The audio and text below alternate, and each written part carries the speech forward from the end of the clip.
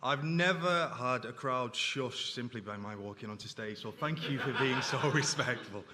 Good morning and welcome to the Manchester Pride Conference 2022. I'm going to say it again and I want this.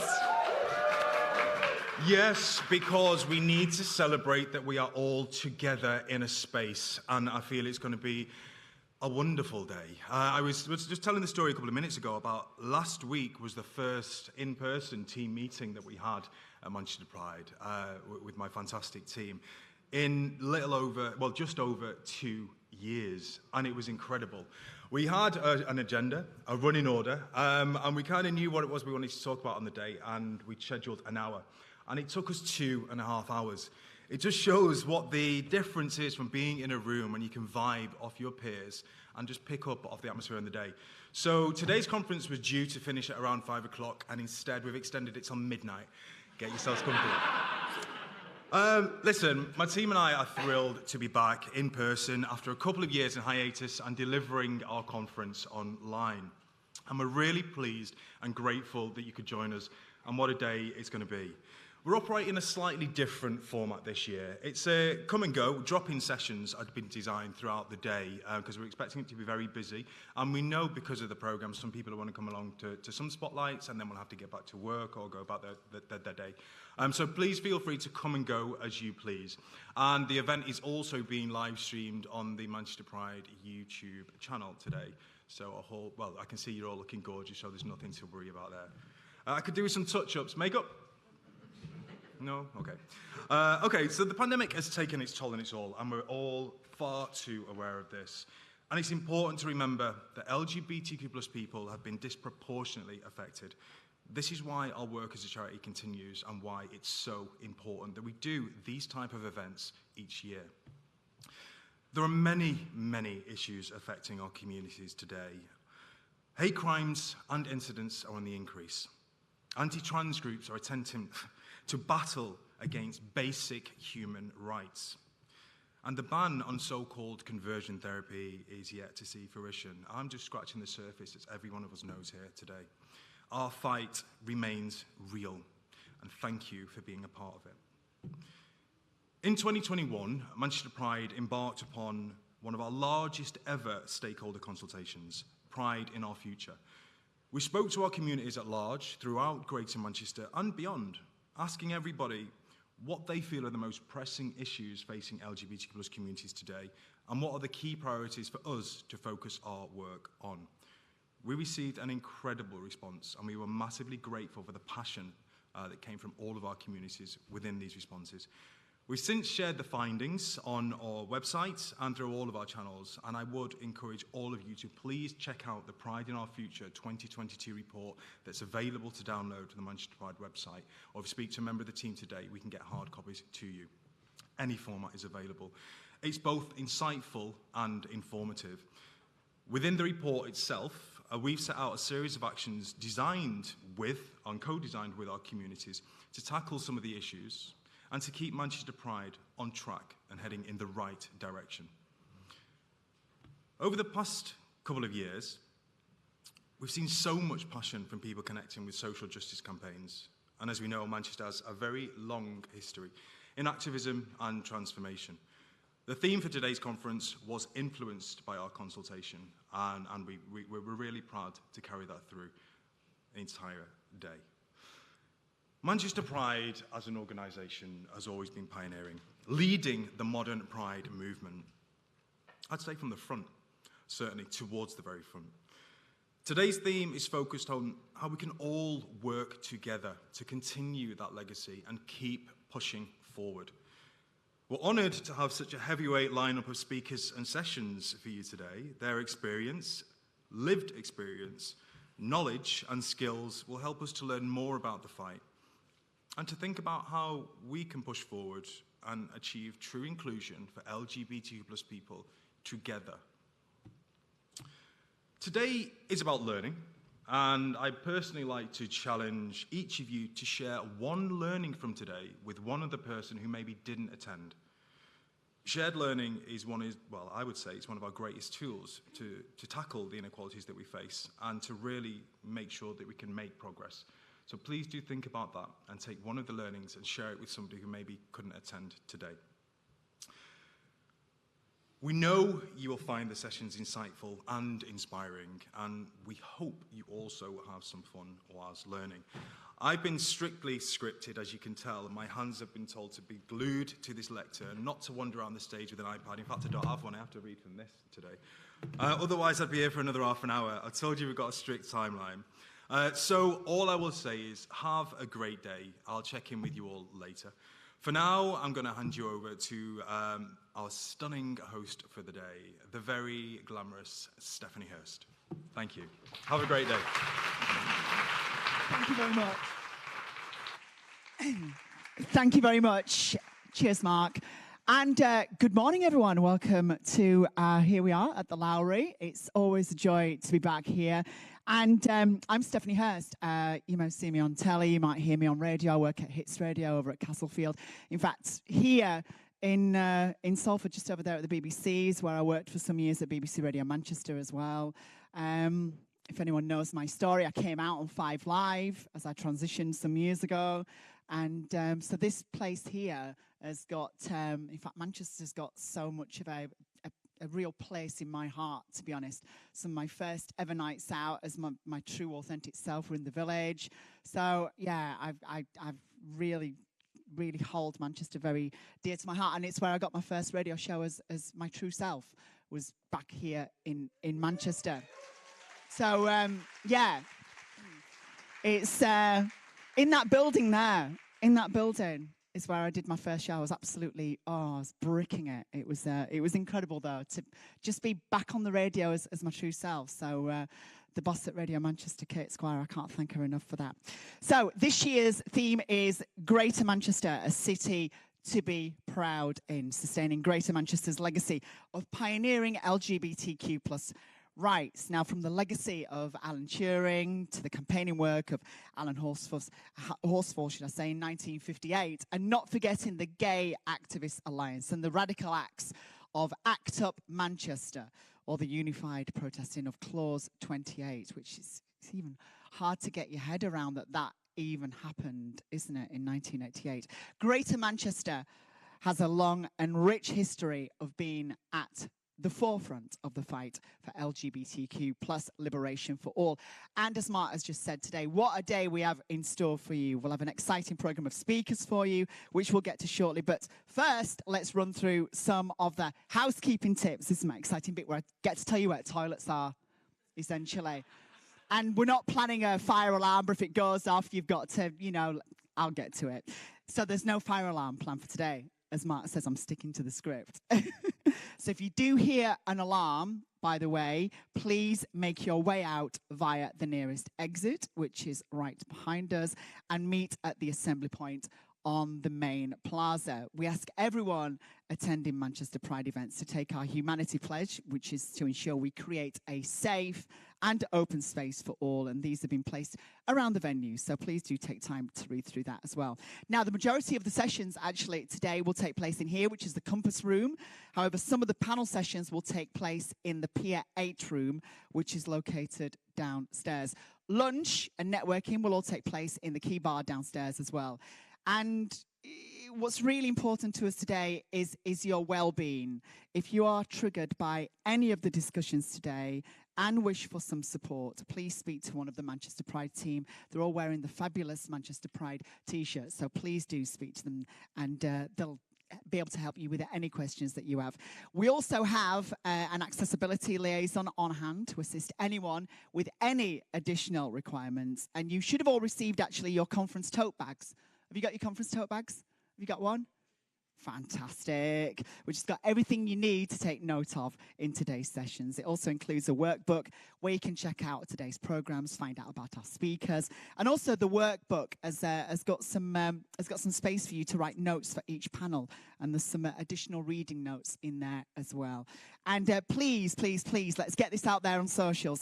Let's get this shared We all know how important being visible is and shouting about who we are and our true selves. So let's get our tweets or things shared on socials during the day. Hashtag MP Conference 2022. That's hashtag MP Conference 2022. And make sure to follow Manchester Pride on all of the socials. There's synergy across all of them. It's just at Manchester Pride.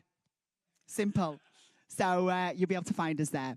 So let's get started. First up, we have our first spotlight speaker, an inspirational performer who educates others through the medium of drag. Will you please, I want you all to make as much noise as you can for the incredible Donna Trump.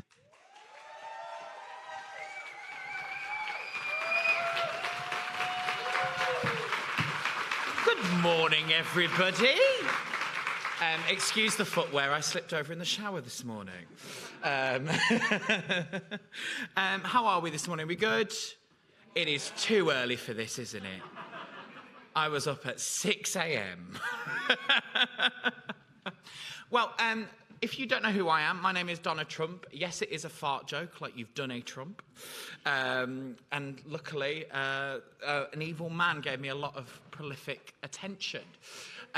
So I try to use my platform for the best that I can. Today I've come to talk to you about the medium of drag. Everyone knows what drag is, right? Yeah. Thank you. Yes, I will ask for your responses because I deserve to be loved that way, okay? So I have been working as a drag artist. It'll be 6 years this Saturday. I only know because I did it on my 22nd birthday. And the reason I started doing drag was I did a theatre degree, and I was very, very distraught about what am I going to do? What am I going to do in my life? You know, when you finish university, you get to that age where you're like, help. And you finally have to pay council tax, which is not the ideal bill that you want. And I really struggled socially, and I stumbled across a lovely drag community that is here in Manchester, particularly a very infamous club night called Chartreau Boudoir, which is run by the legends that are DJ Danny Olsen-Lane, Anaphylactic, and Cheddar Gorgeous. And that was where I found a world of opening up experiences that you'd never ever thought you would have before. I never ever thought I would see parodies of soap characters communicate to a queer soul. Or somebody dressed as a dragon and really communicating with the way that I was feeling about the way that I looked. And drag is a beautiful art form for that. But I've been now working as a drag artist for 6 years, and I've noticed a lot of competition, to put it lightly. It is a very oversubscribed business, and we do have the thanks of television and mainstream theatre for really highlighting it a lot more, and even Ant and Dec giving a little bit of a dabble of it recently, which they both looked absolutely fabulous, by the way. But we do have problems within our business models. So I would like a show of hands. Put your hand up if you've ever seen a drag artist before. Everyone should be putting their hands up because I am one right now. Give me a show of hands if you have seen a drag artist show that hasn't been on the TV or a media form. Good, there's a lot more hands than I thought. Put your hand up if you can name 10 drag artists that are not cisgendered white males.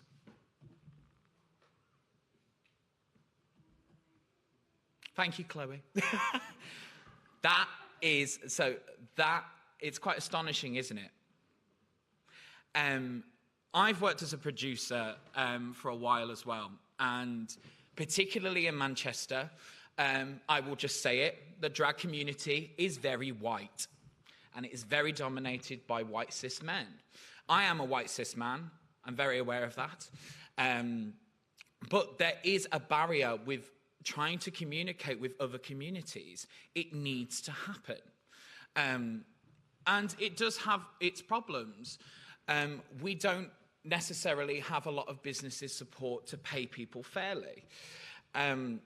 particularly within my career, there is something that we call in the drag community, and I know in other job areas as well, it's called undercutting, where people will be offered a job, but businesses will try and play a little bit of cat and mouse and save some cash.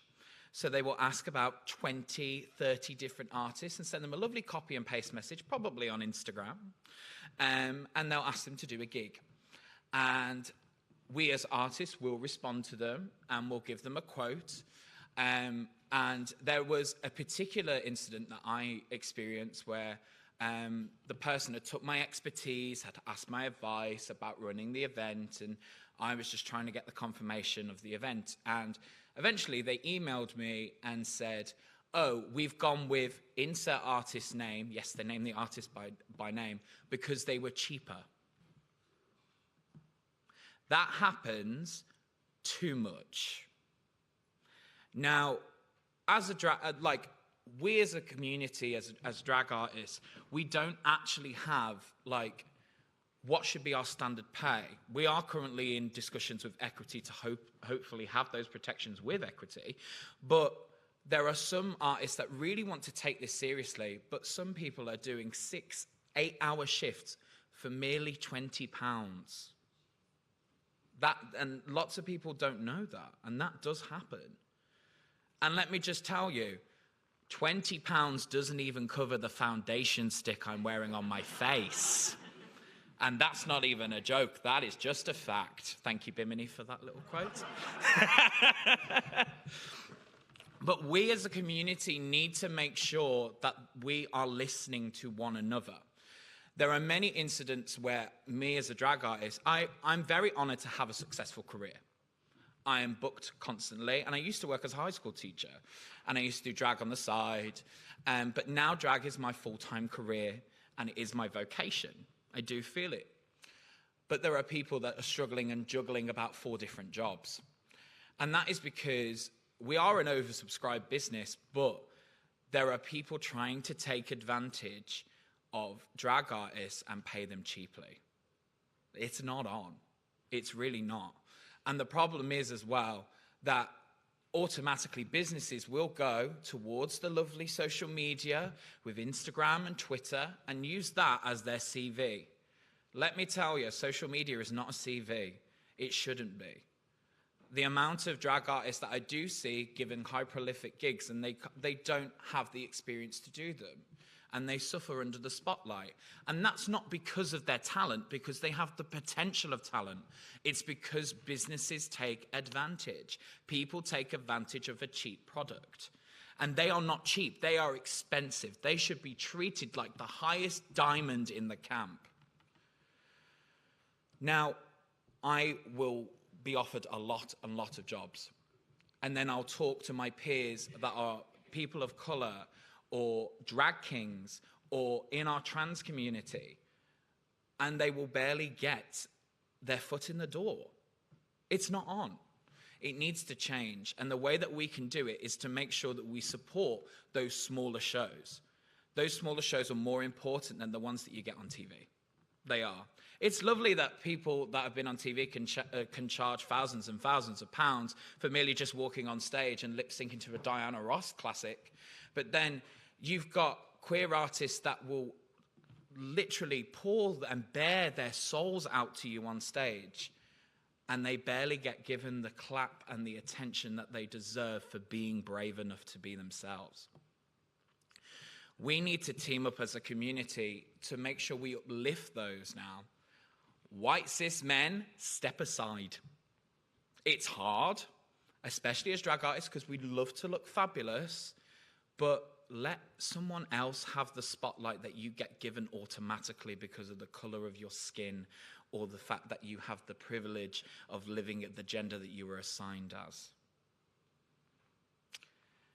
We need to do better, and we can. Just make sure that you're constantly looking, okay, there's a drag king over there. Why don't I ask them for a selfie? Even just acknowledging someone in a room is better than just ignoring them. Because if you don't go to their shows, you make them feel invisible. And do I look invisible? No.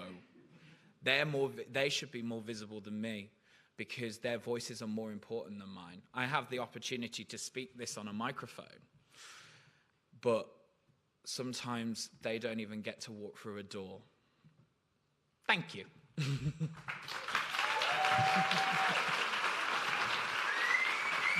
Wow. And so, £20 Yeah. some people can earn because it's true talent what you do. And that's worth £20. Well, the thing is, I've never been offered that. Like, I've been very, very lucky. But some people, even now in 2022, and it's not just, I don't think it happens as much in Manchester now, but some cities are offering £20 for someone to do 3 numbers. And it does happen, and people don't know. People don't realise. And that's something that we do need to have conversations about. People don't like talking about money. Everyone hates talking about money because it causes stress and it causes pain and anxiety because we're like, oh, the gas bills are rising. And we should just get fair earned. Like, even just offer someone the minimum wage per hour that they're working, but because there's no protections there with freelancers, people will take advantage. We'd like you to do some questions. So has anyone Yeah, got of a course. question this morning for the incredible Donna Trump? I don't bite. We've got some roaming microphones. So Wendy's got a mic over there as well. And Cameron's got one over there. So if anyone's got any questions, don't be shy. I know it's the first session. Incredible first keynote as well, of course.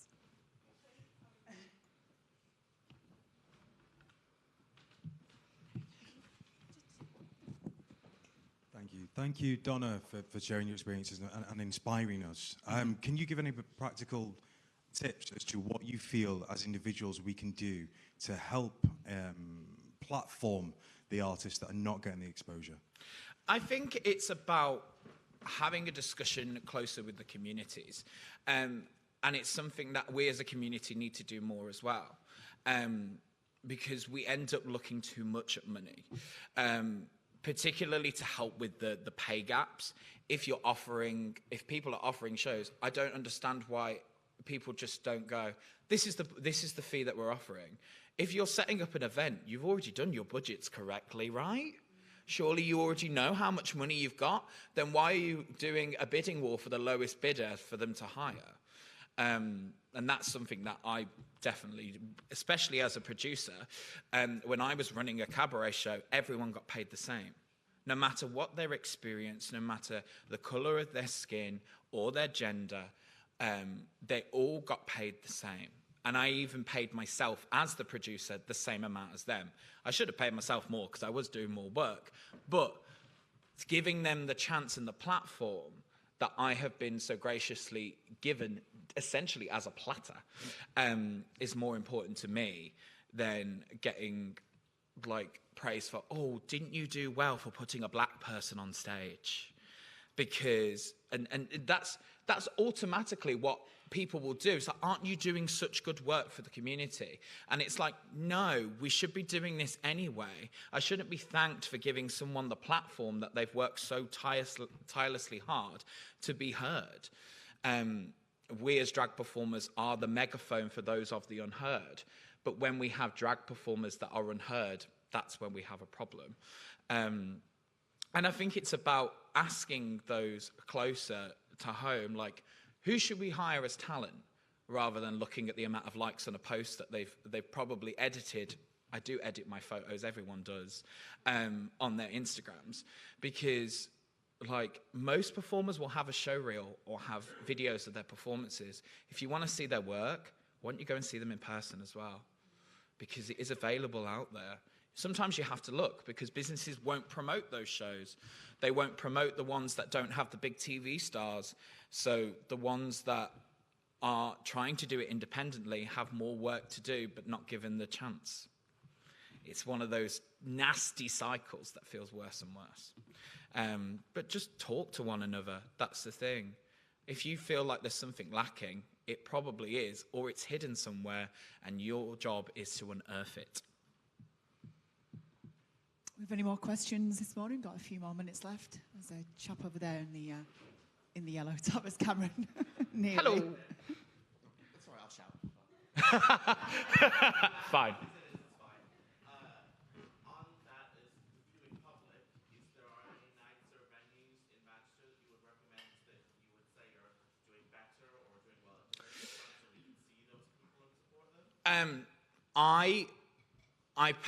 I know that there is a new cabaret that's going to be opening in June, which is being run by the lovely Evie DeLuca, aka the Bolly Witch, which will be on a panel later on today.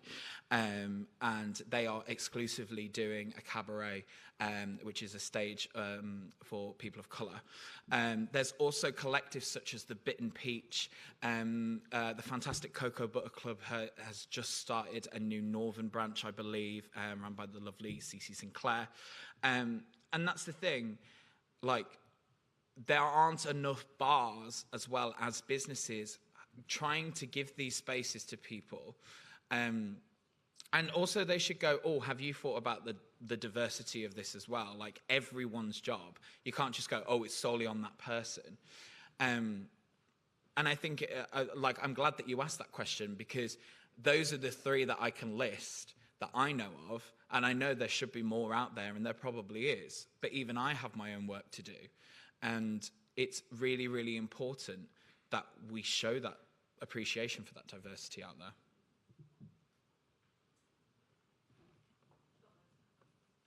Any more questions at all? Oh, chap there on the... Sorry. And also, if we could use the microphones when asking a question, because we have people viewing on the Manchester Pride YouTube channel as well, so they won't be able to hear you if we don't use the microphones. Yeah, hi there. Hi. Disgraceful as it is, why do you think drag artists of colour are discriminated against and not included as they should be? It's a really interesting question. Like, it's also an uncomfortable one for me to answer because I am a white cis man. I think it's people's ignorance. I think it truly is people's ignorance, because we all know as a society that white people have the power in our, like, as a community. They just automatically do get given it. And it shouldn't take for me to have to tell you, because people are telling you all the time. It's just that it falls on deaf ears. And I think what we should do is try and learn about a person that necessarily isn't ourselves, because it makes ourselves a better person. It truly does. And, like, that's the thing. Some people might tell you that they struggle, and you probably don't listen to it because you're like, oh, you're just being silly. It's not as big of a deal. But to them, it might be. To them, it might mean so much to them, and just you listening and taking action on it can prove a lot of change. Mm-hmm. And time for one more question. Hello. Hi. So we've talked a lot about diversity in terms of race. Yes. I'm a massive drag fan, and I've spent a lot of time in local venues. And due to the pandemic, obviously, I've been at home. Well, maybe not obviously, but I'm a disabled person, so I've been at home. And now I'm an electric wheelchair user, which means a lot of our local venues, because they are listed, I now can't go to. I don't know how I'm going to be able to go to any of my local things. I get to watch the videos online. So that's going to be an interesting one when I decide to go and see anybody. But also, I can only think of one troupe of disabled drag artists, and they are the Disabled Queer in Here, and they're based out of the Vauxhall Tavern in London. Yeah. And that, I think we have to work harder on finding that. I haven't had the opportunity to see them yet. We always plan to go and see them, and then something, a spiky friend comes to visit, or you have to go and do something else. But what do we do? Because I know there are so many people who would love to do drag, and I think, what would you say to give those opportunities to as a community, what can we do to give those opportunities to other people at the start who are looking at the YouTubes and are, you know, are learning but haven't got the chance to be, like, yeah, we can give them the space on the stage, but if you don't know how to put eyelashes on, like, Yeah.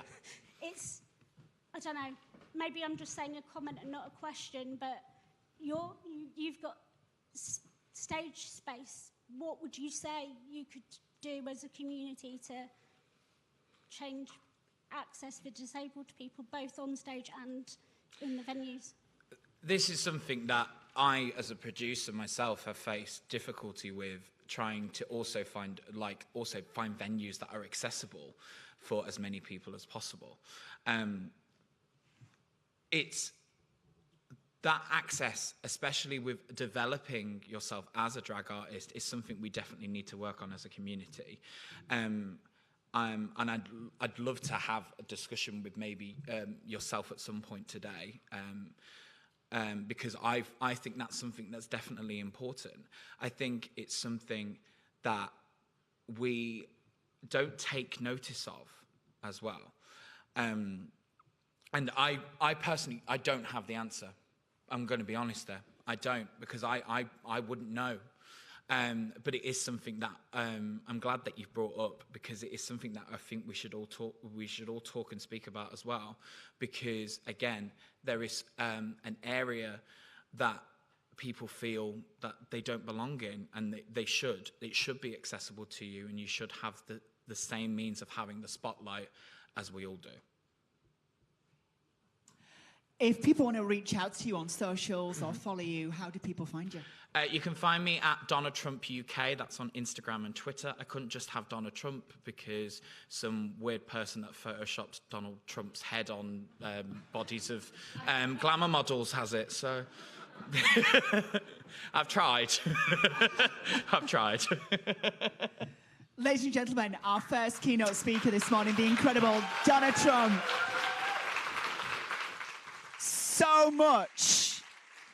So much to take away from that first session.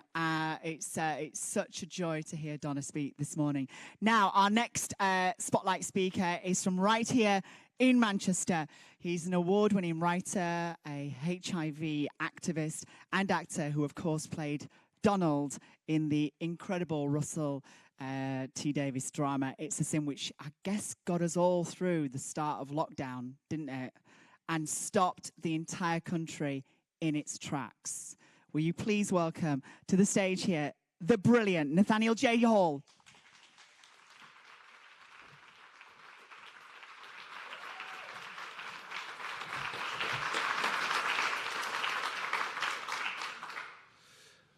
Good morning, everyone. Well, what an act to follow, crikey. Thank you to Mark and thank you to Donna for those insightful speeches that kicked us off. I should say, before I start talking, that there are some content warnings for my speech. So yeah, before I begin, I should warn you that it contains one use of a derogatory term used towards gay men. There's some references to abuse in my speech, violence towards LGBTQ plus people, and discussion of mental health challenges. It's going to be a laugh a minute. And my speech is called Why My Next Show is About Gay Shame and Not Gay Pride.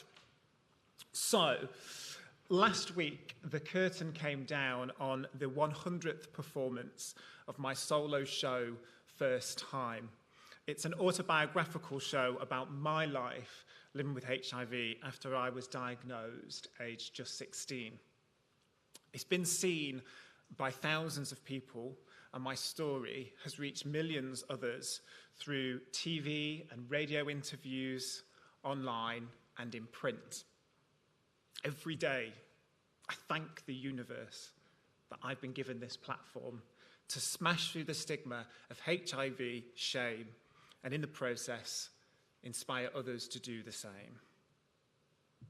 But as the curtain came down on that 100th show, a sense of dread washed over me, a sense of dread that had been building over the last few weeks, a sense of dread that can be summarized in 3 words: So, what's next?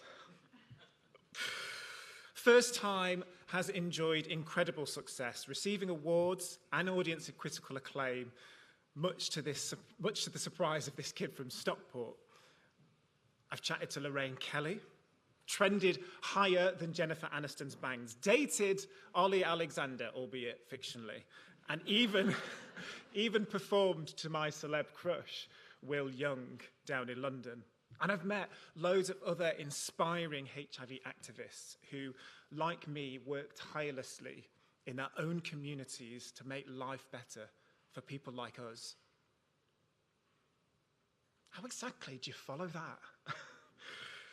Last week at the final post-show discussion, my script's just disappeared. There we are. Not learnt this one. Last week at my final post-show discussion,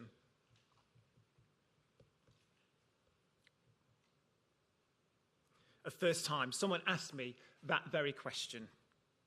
Thankfully, I was prepared with my answer. My next play is called Toxic. It's a new play about gay shame. I launched into my elevator pitch. So, I've recently come out of an emotionally and physically abusive relationship. And the show will explore the impact of internalized homophobia, HIV stigma, and toxic masculinity on gay men's relationships. I know, sounds like a laugh a minute. But just like my last show, there is always hope, even in the darkest of places. The person who asked the question looked taken aback. Is internalized homophobia something you still think impacts you? Now it was my turn to be taken aback. After a moment, I answered, I think it's impossible to grow up in this society and not be homophobic or transphobic at some level, don't you? And isn't that linked to misogyny and toxic masculinity? Just because I'm gay doesn't mean I get a free pass or a magic wand to wave it all away the day I come out. I mean, the stats say it all, really. Over half of all LGBTQ plus people have experienced anxiety and depression, according to research by Stonewall. And shockingly, 1 in 4 gay men will experience domestic violence after the age of 16. We've made a lot of progress, but we've certainly not reached utopia yet. I sat back in my seat, confident that I'd cut through the cis-het privilege of my interrogator's line of questioning. But an hour after that show, I was still thinking about it. And a day after that show, I was still thinking about it. And now, over a week after that show, here I am, still talking about it. Is internalized homophobia still a problem for our community, or am I simply just projecting my own trauma onto others? Talk about tricky second album, eh?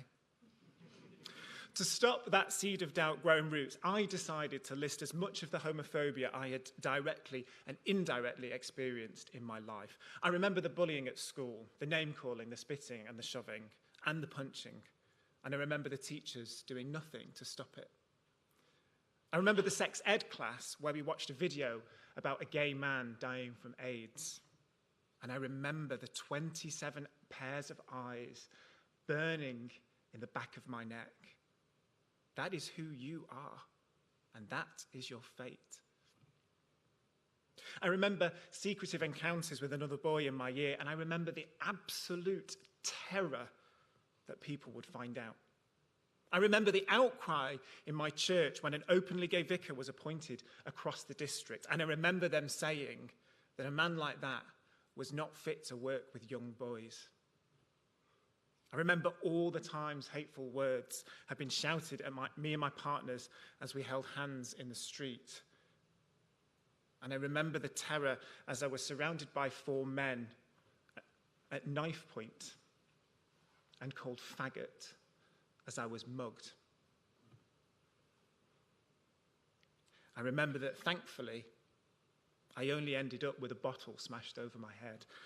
And it pains me that I say thankfully, but I am thankful because as a person from the LGBTQ plus community, you were always thankful that it didn't escalate into further violence. This list isn't exhaustive, in case you had any doubt. You know, my therapist says I'm hypervigilant and that being so must be exhausting. She's right. Even before I knew I was gay, I was fighting for survival. When fear, secrecy, and shame shape your formative years, it is hard to shake them off, even when the threat has passed. I don't say this to remind myself of how awful life is. I say it to remind myself that my coping mechanisms, bulimia in my teenage years and 20s, alcohol and drug abuse, chemsex, abusive relationships, codependency, they exist in orbit around me because I exist as a gay man in a homophobic world. I say it with all my chest, and I feel confident that making this tricky second album is the right thing to do for me and for my community. But there are people in our community who want to deny that shame still can have a devastating impact on many of our lives. I recently chatted with Matthew Todd, the ex-editor of Attitude magazine and author of Straitjacket, a book that deals with the impacts of internalized homophobia on gay men. And he told me of all the dissenting voices he'd faced from within our own community that accused his stance of being homophobic itself. Stop trying to hetero-wash our lives. Straight men get sad too. Drugs and alcohol aren't a uniquely gay problem. And I get it. I get it. He wants to read a book or go to the theatre and be reminded of just how crappy life can be sometimes for themselves. And yet I can't help thinking of all the men, and there are many, who message me online saying they are trapped in an endless cycle of hookups, drugs, and toxic relationships, just like I used to be. Or the conversation I had with an ex-partner who told me that he went out to get HIV on purpose because it was just easier that way. Or all the times that I've been cheated, used, physically or emotionally abused or hurt by other hurt men. Or the times that I've done the very same back.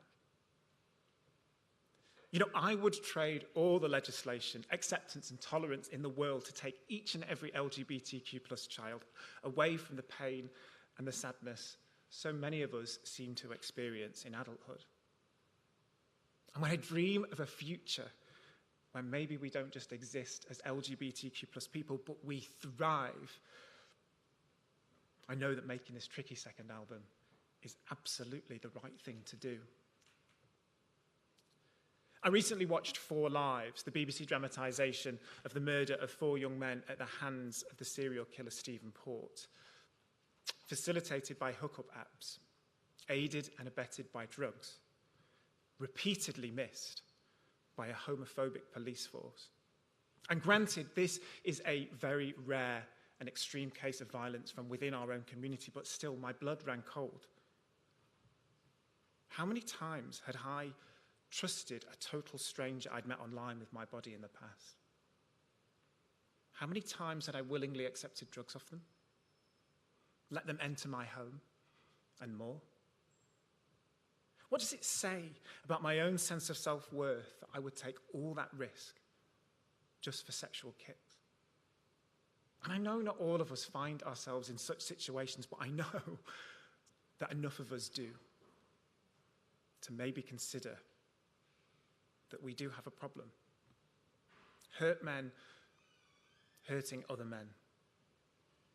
I feel like I'm living in that meme with the dog sat in the room on fire saying, I'm fine.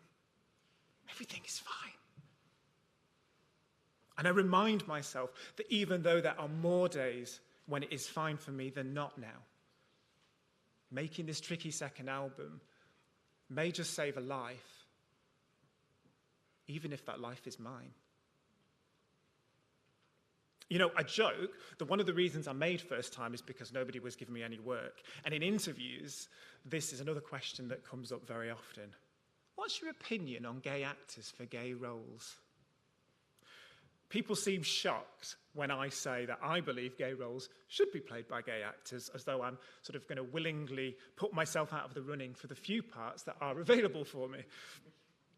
And when I get drawn into another Twitter spat where people just don't seem to understand that our identities are not a contentious issue up for debate and discussion, I roll my eyes and remind myself that making this tricky second album will keep me in employment in an industry that, despite being run by queers, still often has a problem with putting us in the limelight. And then I switch on the news, and it all seems rather insignificant.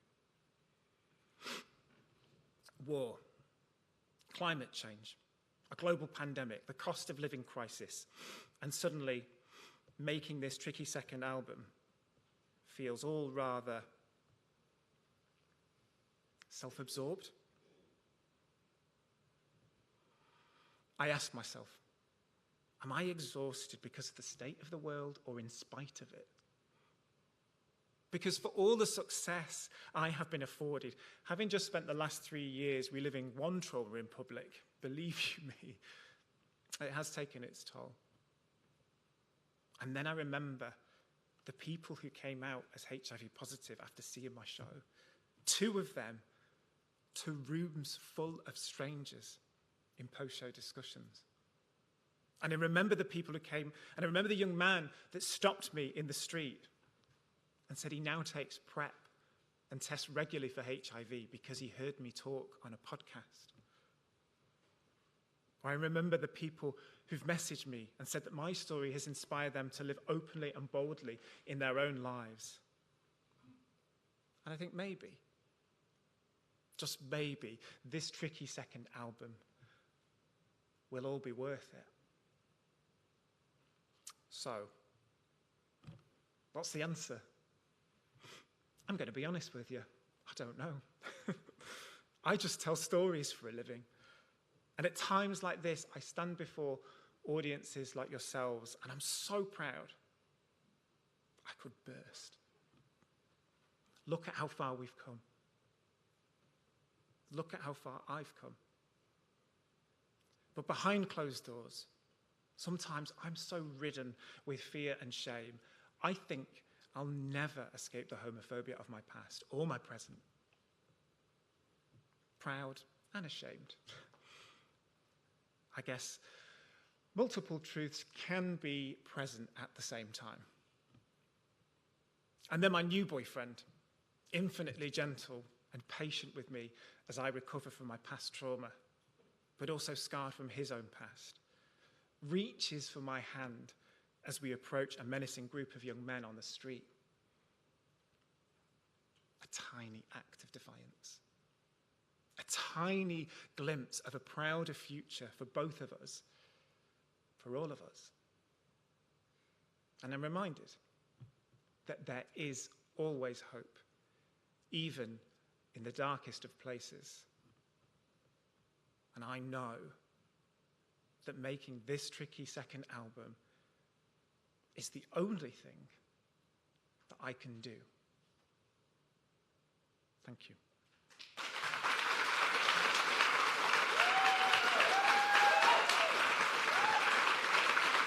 Gosh, so much to take away from that incredible speech from Nathaniel today. You mentioned right at the start, there's so many things running through my mind because that was just truly incredible, and I'll never forget that, I think. You mentioned that we've made massive headway, but we've not quite reached utopia yet. But it's by being visible, isn't it? And having that platform and being on mainstream television and being mainstream and getting that educates, doesn't it? Yeah, absolutely. I mean, I talk about when I grew up, I know I was at school. I'm a Section 28 kid. I started school in 1990, just after Section 28 came in, and I left in 2003, which is the year it was repealed.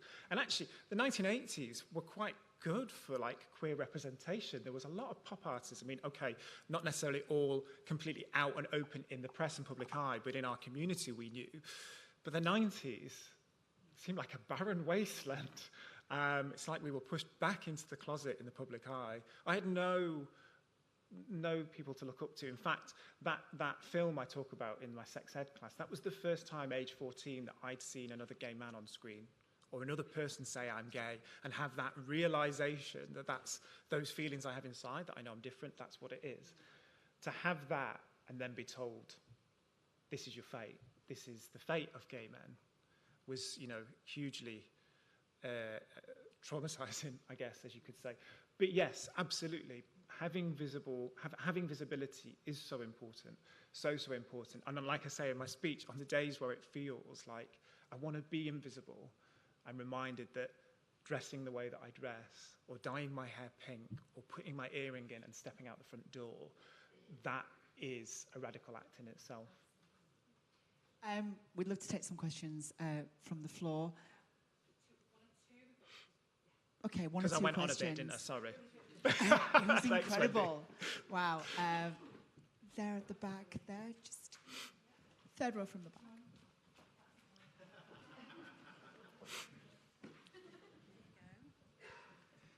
Hi, hello. I was wondering if you have any advice for, young writers and artists, in the LGBT community who deal a lot with burnout. Both in the terms of, yeah, I'm working a lot. I have to juggle this. I have to juggle trying to pay for my bills, the rent, all of that, but also at the same time trying to juggle moving forward from trauma that you've experienced, dealing with the news in general. I mean, you talked a little bit about dealing with, feeling insignificant, and that's something I think we can all relate to, given current events, but also just, the latest Twitter drama that someone, mentions against trans rights or whatever. Do you have any advice on how we can start dealing with that and moving forward to do the work that we want to do? Yeah, I recently joined the National Trust, and that has worked wonders, has to be said. National Trust Gays now. There is a hashtag, National Trust Gays. Being out in nature, for me, has been a lifesaver over the past few years. Burnout, it's something that I have experienced and do experience. I wrote this speech last week when I was on a massive come down from from doing my show for 3 years, and I think you can see that's reflected in where I'm at and what I feel about the work that I do and how it impacts me. I always ask myself, is it worth it? And I ask myself that question every time I embark on a new project. Am I still happy? Am I still fulfilled with this work? Because creating work as a writer or as a performer or any sort of creative, if you are doing that for your career, you have to sacrifice a lot, but you shouldn't sacrifice everything. It's not worth it, and there are many, many very, very talented people who just never get a spotlight. It is pure luck, I think, and who sometimes. But if it does feel like it's worth it, if it feels like it's worth it to you and the people closest to you in your community, I say, continue, but do it at a pace that's right for you. It took me 15 years to make First Time, so I took a while. I wasn't ready. I wasn't ready to write it. I wasn't ready to tell that story. I knew I wanted to tell it, but I wasn't ready, and I just waited for the moment when it felt that I was ready. And thankfully that meant that I was ready to have the power and the strength within me to do that and carry that story. So I think always center yourself. And that's hard when you are an artist with a community around you that has an expectation, but always put yourself first. And join the National Trust. I'm not sponsored by them, by the way. It's just really great, and there's loads around Manchester. Will you please give a massive hand for our second keynote speaker today, the amazing Nathaniel J. Hall. Thank you. Wow. Okay, we're going to take a quick break now, and then at 11:15, our first panel sessions will commence. But don't wander too far, as the great Manchester Activism and Beyond, the next step session with Evie DeLuca and Tony Openshaw and Paul Fairweather and Nico Dillian and Ricky Hewitt and Talou AAG will take place here in the Compass Room. For those wanting to attend the Tackling Racism Within the LGBTQ plus community panel, you've got to head downstairs to the Pier 8 room. So that session is taking place there. Each of those panels, by the way, will last an hour, and then we will move on to 2 more, and we'll tell you about those a little bit later on. You can find out all of the details in your packs as well. So let's get a bicky and a brew, and we'll see you back here shortly.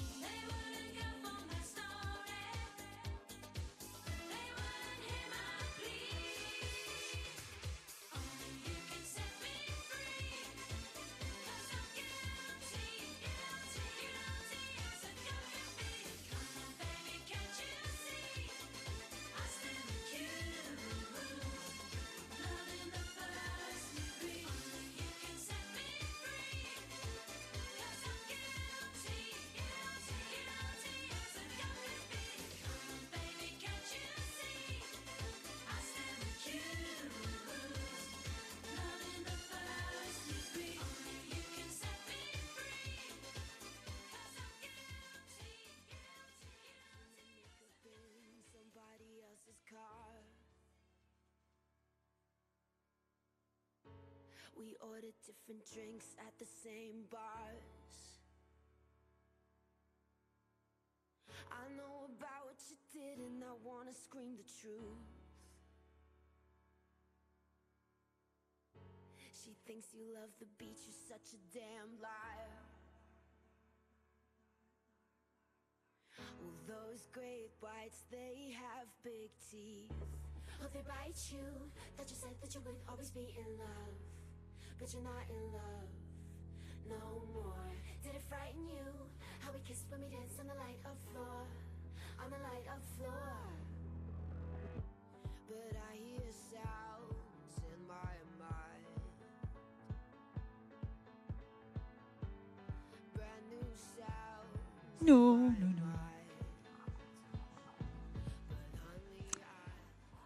Hi, everyone. Good morning. Hope you all had a nice cup of tea and a biscuit. Lovely, lovely, lovely. Right, okay, as we crack on to our next session here, how are we making spaces accessible for neurodivergent and disabled LGBTQ plus people? Will you please welcome our panel to the stage? Can we have a hand, please? Thank you so much. Thank you. So, the activism panel. The activism. Hang on a sec here. Have we got some? I know there's some script issues going on here. So welcome the activism panel. There you go. Sorry, because I thought I wasn't getting a clap then. There's clearly a mismatch between the workbooks and this script, and I'm going to go fix it. So there you go. Right. So hi everyone, good, what time are we on? Morning everybody. I'm an artist, so what is time? I don't know. I just wonder, because there's not as many of us in this massive space, if you're able, could you shuffle forwards, just even a row or two or three, just so we can all be a little bit closer together? That'd be lovely. And whilst we do that, I'll introduce myself. My name's Tolu. It's like tofu with an L. That's the easiest way to pronounce it. And my pronouns are he and him. And then we'll go through the panel. We'll do some visual descriptions as well, just for people who might be hard of seeing. So today, I'm a vision of purple. I'm black. I have a little tiny afro, which is trying to get bigger because I'm trying to donate it one day. Purple headband, glasses, septum ring, which is kind of pink, iridescent, let's say. Purple suit, purple, very gay Marvel t-shirt, some cords, and some trainers, which I'm now questioning. They're from the 80s and probably should remain there. So that's me, and my name's Tolu. I'll go along the panel. Hi, I'm Paul Fairweather. My pronouns are he, him. I've got short hair. I'm wearing a pair of blue shirt and blue jeans and a pair of trainers. Awesome. I will take my mask off so you can see my lips. Hello, my name's Nico Dillon. Pronouns they, them. I am 6 foot. No feedback. I am wearing black boots, blue jeans, and a black t-shirt. I have a really good mustache, and I have one dangly earring on my left ear. And yes, I'm the community organising coordinator at LGBT Foundation. I will pass it on to Evie. Hi everyone. My name is Evie. Pronouns are she, her. Where do I start with this description? I'm wearing a gorgeous floor-length blood red tulle gown with red fascinator, black pigtails with hair that is mine, and Indian jewellery in a beautiful rhinestone choker made by the gorgeous Marked and Snatched, and looking very witchy because I'm known as the Bolly Witch. I am a South Asian trans writer and performer. I'm the author of Tainted Beauty, the memoir of an authentic creation. And in drag, I'm a drag witch monster known as the Bolly Witch, incorporating witchcraft and Bollywood to make spellbinding art. Go for it. And last but not least. My name is Tony Openshaw, and I use the pronouns he and him. I'm a white male with short grey hair and a goatee beard. Very distinctive. I wear glasses, and I'm wearing a pink shirt and dark brown trousers. I wanted to add a few dates, so I've written these down. Okay. In 1971, I turned 16. I could get married and have sex, so long as it was with someone of the opposite sex. It wasn't until I was 37 when the World Health Organization removed homosexuality from the list of mental disorders in 1992. I was 46 when the age of consent for gay men was equalised to that of heterosexuals in 2001. I was 59 when I was permitted to marry my same-sex partner in 2014. I've been physically attacked on Sackville Street. I've had eggs thrown at my bedroom window. I've been evicted from a court, from a house, from being gay. I'm now 67. I had no alternative but to become an activist. Today I'll be talking about Section 28, HIV campaigning, and anti-deportation campaigns. I didn't say anything about myself. Well, I was going to say, should we come back down? So we'll come back down this way. So Nico, do you want to say a little bit more about your work and what you do? Yes, so I am the Community Organising Coordinator at LGBTQ Foundation, and what that means is basically if I talk to people and ask you what do you feel passionate about, what is an issue you would like to change, and I can be a sounding board and I can have those conversations with people so they have the tools and the resources and the support to enact that change. So come find me after this if you want to chat more about it, but it's going to look like workshops, peer support spaces, so supporting people who are actively doing something now, and also mainly talking to people who feel passionately about things but don't know where to start and don't know what tools that they can have to empower them to make change. Awesome. Yeah. And how about yourself, Paul? So I'm Paul Fairweather. I came out in 1972, so it's my 50th anniversary of being out, which is interesting. I came to Manchester in 1978 to work for the Campaign for Homosexual Equality, CHE, which is then the main national gay rights group in the country. In the 80s, I worked at what was then Manchester Lesbian and Gay Centre for the City Council as one of the gay men's officers. I've been active in lots of campaigns around Section 28. I was a local councillor for a long time. At the moment, I work in Bury as the LGBTQI worker for Bury, working with the community and working with organisations like the council and the police. And I also manage the Positive Speakers Project at George House Trust, where I work with a great group of volunteers, and we run training, particularly for young people in schools and health and social care professionals, about our experience of living with HIV.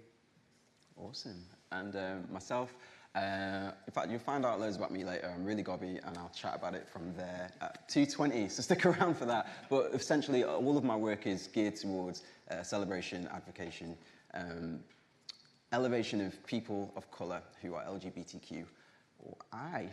So that's me, and that's why I'm here. Just before we kick off to lighten the mood, give me one word that comes to mind, or one phrase that comes to mind when I say the phrase queer joy. What sparks queer joy? Friendship. Friendship? Multiplicity. Multiplicity. Good. That was thought about. I was here for it. For me, it'll be magic with a K. Nice. And for me, it's my partner, Norman. Oh. I'm really here for it. For me, it's rest, probably sleep. I feel like when I rest well, things are going good. I think rest is definitely underrated. So we want to find out a little bit more about you.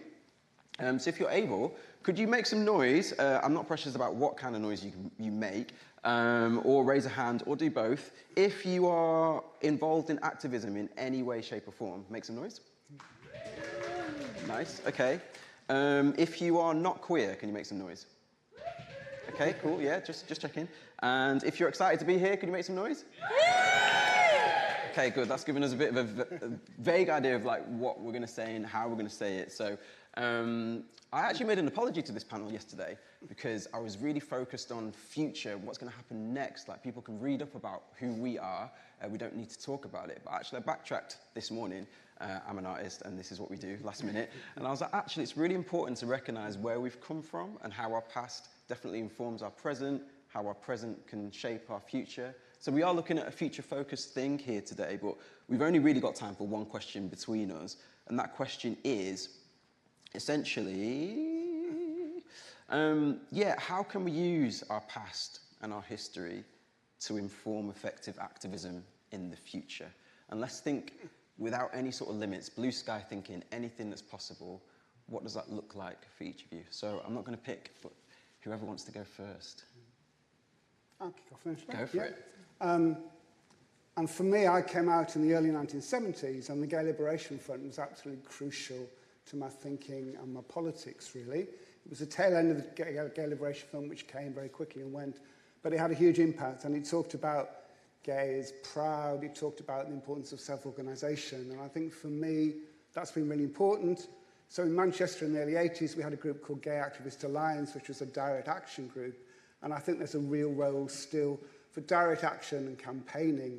I spent lots of time as an equalities officer, as a local councillor, writing reports and in committee meetings, and I think that's really significant. And you can see in the last 40 years, massive change, not only in legislation, but in terms of social attitude. But I think there's a role for protest and for direct action. And certainly we saw last year with the Pride is a Protest movement, a whole as a grassroots movement. And I think that's really important that we recognise the power of that. And to me, it's great that Pride has taken on that board. They've done a major consultation, and it's great they decided to focus more on the village, and also to say very clearly that some of the money will go to charities because the work that we do is really crucial. But also they talked about the importance of recognising this is a board, they weren't open enough. So I think for me, one of the key questions is making sure that in the future, that the Pride board recognises they need to involve the council, the businesses, charities, a whole range of people. Because I think that activism about Pride is really central. I remember the very first Pride, which was around raising money for HIV, and I think that's really important. And also I think it's important that money raised goes to people living with HIV, whether they're gay or not, actually. It's really important. All of us living with HIV need that support and protest, really. But I think moving forward, it's about making sure that we grow from that. And I think these days, I think often it's people whose sexuality or gender identity is compounded by other things, whether it's poverty or homelessness or drug and alcohol use. I think there's lots of issues where people's sexuality and gender identity makes issues much more worse, and there's still that stigma and discrimination. So I think it's about encouraging new people to get involved. It's about recognising the huge distance that we've come in a very short pace of time. But there's a need for a wide range of activism, and that actually includes chaining yourself to nuns, which I've still not done, always wanted to do. Yeah. No, I'm here for it. And I might come to you, Tony, next, actually, because I found it interesting talking to you both before. I made this assumption that Paul and Tony knew each other. And people do it to me all the time. Like, Totally, you're queer and you're black. You must know this other queer and black person. I'm like, no, don't say that. And then I'm like, oh, yeah, we do actually know each other. And it's the same. And like, I knew that you had kind of knocked around back in the day in Manchester. You've been here. And so, Tony, I just wanted to come to you next and just maybe if you can reference some of Paul's work and how that's affected you and what you might think comes next. Well, I think I've known Paul since 1978, and I was on the interview panel when he got the job at the Lesbian and Gay Switchboard a long time ago. Yeah, I'd forgotten that, my God. That's I think activism is so important to change the rights. In my lifetime, as I was referencing in the introduction, so many things have changed. You know, the thought of, you know, having an old gays home in Whalley Range, and, you know, that sort of thing was just, didn't think of when you were 20, that this would exist, that we could get married, we could refuse to be in the army, but we had the ability to choose. These things so many things have changed. It's like been an incredible journey, really.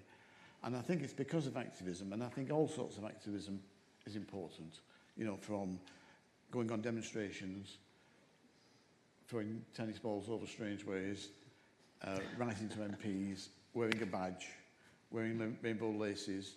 You know, all sorts of activism is important, and anybody can get involved.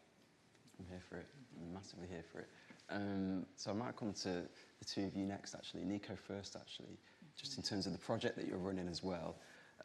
Just to reference, Tony just referenced the Extra Care Housing Scheme, which is an amazing scheme if you've not heard of it. It's the first, is it in Europe? Possibly the world, I'm going to say the world, I don't know. It's definitely the first in the UK, LGBTQ focused and centric residential home, and they're planning that for, I think, a 2025 opening. But if you are in that realm, maybe 50 plus, then please get involved. Have a Google of the Extra Care Housing Scheme to see how you can input into that. That is an amazing thing, but it's just one facet of all of the activism that we're doing. And you mentioned stuff like Rainbow and Laces, you've mentioned things around HIV activism, throwing the balls over strange ways, ACT UP, all of that stuff that looks like activism, which is maybe morphed now. And Nico, you'll probably have a bit more of a broad grasp of it, considering the project that you've just done. So I just don't know if you wanted to reference that. Yeah, so I forgot to mention that for the past 3 months, what I've been up to is a community organising digital archive. This is now live on our website. I have to plug that. So if you go to lgbt.foundation/oral-histories, but it's a tab on the main page if you just go to the homepage. And we have Ian in the crowd, who was a wonderful interviewer. And what that is we organised over Zoom interviews with community organisers from Greater Manchester who are LGBT and have been involved in LGBT activism or community organising. And through those interviews, we just explored that essentially, what have you learned? What sort of shape does community organising take? And I think a lot of people, when they hear the word community organising or activism, they think of that in-person protest and that on the streets protest, which is activism. But I think for people who are like, oh, I can't get involved in that, they're like, okay, then I won't get involved at all. What we've learned from these oral histories is, as Tony was saying, like there's so many different ways to get involved. It can be, if you like Excel spreadsheets, oh, there's so many opportunities. If you're more of a person who's like happy just sitting in meetings and taking minutes, again, you will be snapped up because there's so much that goes on behind the scenes to then make the protesting in the street possible. So I would just kind of encourage people to just have a think, what skills, what tools, what privilege do I have, and how can I use that to enact change in my community? Yeah, because there's lots of ways to get involved. Yeah, I will leave it there. So cool. Yeah, please do check out that website. What was it again? lgbt.foundation/oral-histories. Hit that up. It's going to be developed over time. I think more interviews are going to be present on that website. And it's been really interesting. I do some work for LGBT Foundation as well, so I've had an inside look at some of the stuff that's happening, some of the stuff that's happened, and some of the stuff that will happen, and the breadth of it. Honestly, if you are into spreadsheets, please get in touch. Because there's so many opportunities. Whatever it is that you're into, you can use that to mobilize change. And there's something around the demographic or the demography here as well, that often when we used to think of activism, it was cis, white, gay men who were at the forefront of that in the UK, but actually there was so much more behind that, especially when we talk about Stonewall, who was there. It was black and brown trans people who may have been written out of those histories. And so it's like, actually none of us in our demographies are a new idea, but it does seem that your demography has been kind of paving the way. And so I just wanted to talk to Evie about that, actually, that we're seeing this kind of much more open and much more unapologetic presence of people who are not cis and white and male. So I just wanted to ask about how that informs your activism and what does it look like in terms of coalition, if it does? Yeah. Well, I mean, being trans, being South Asian, being from Blackburn, you can tell when I say Blackburn, can't you? Blackburn. But I live in Manchester now. Yeah, I went through my transition in the late 90s and early 2000s, so I have a very different different queer experience to someone who is cis, gay, white. And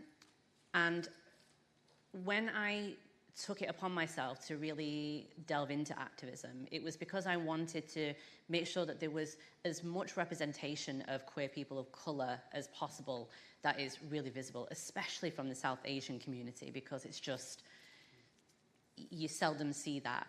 And I'm always one of those people where I just say to myself, Evie, if you don't see it, why don't you do it?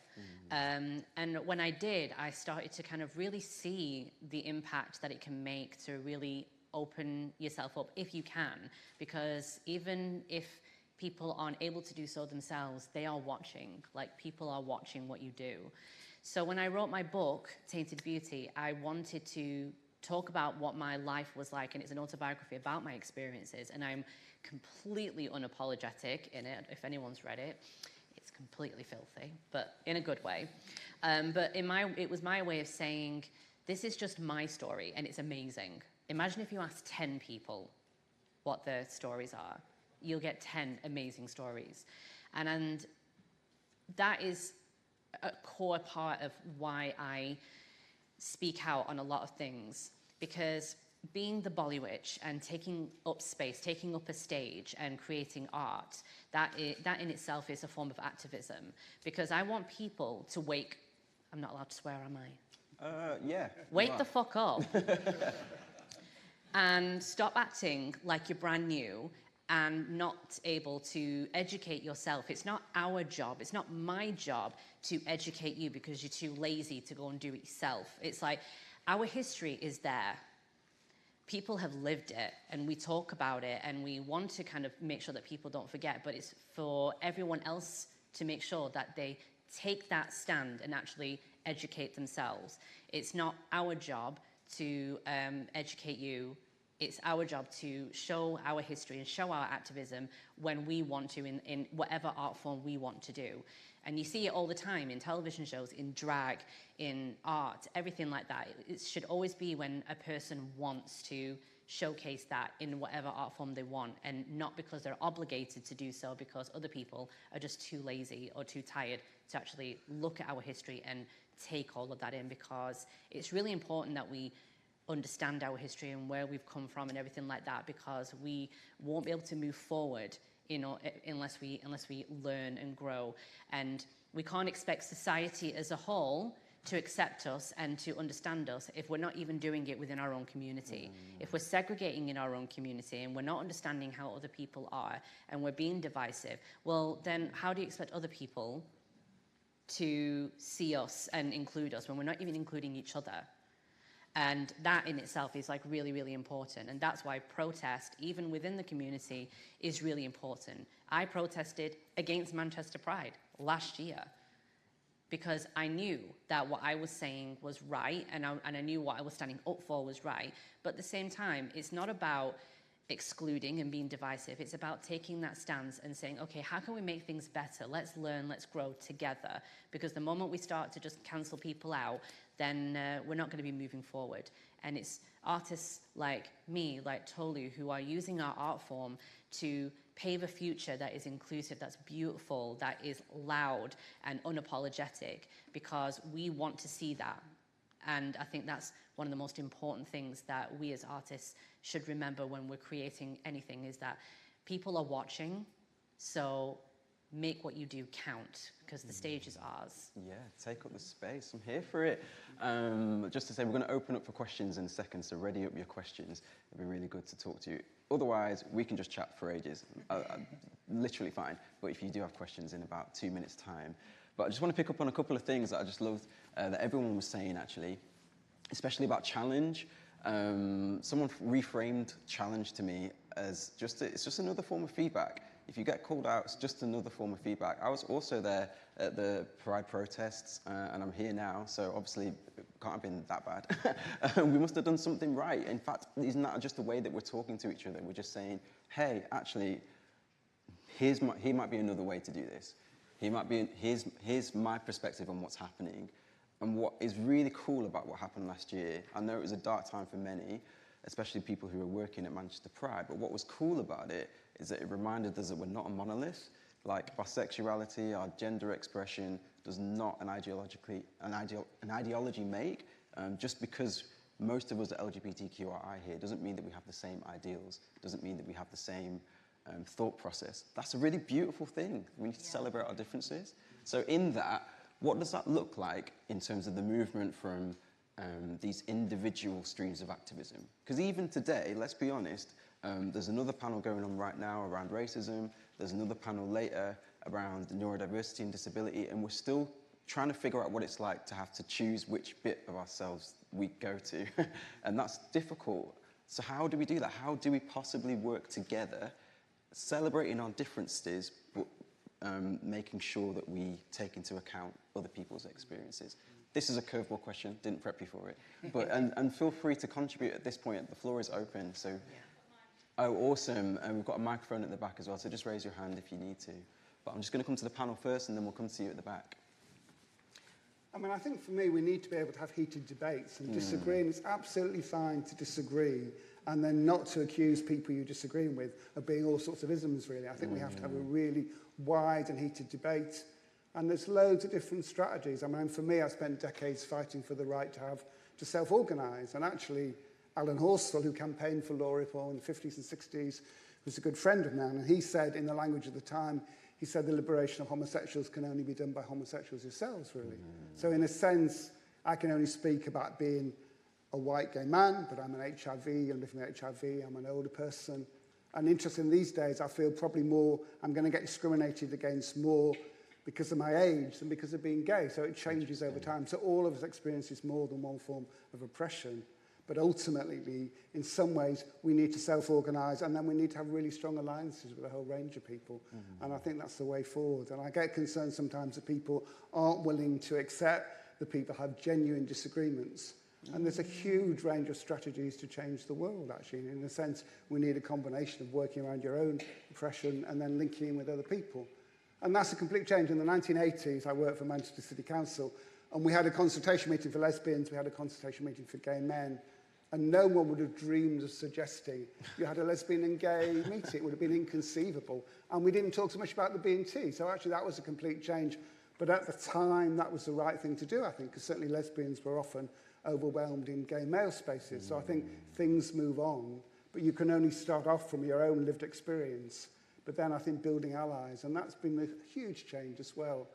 In the 70s and 80s, very few non-LGBT people came forward. The Section 28 march in 1988 in Manchester, which I was really involved in organising, that was the first time really that non-LGBT people came forward and people came out. So I think we need to build those widest alliances, but with heated debate and with kindness to each other, really. Yeah, gracious spaces, not necessarily these safe spaces, because safe for who?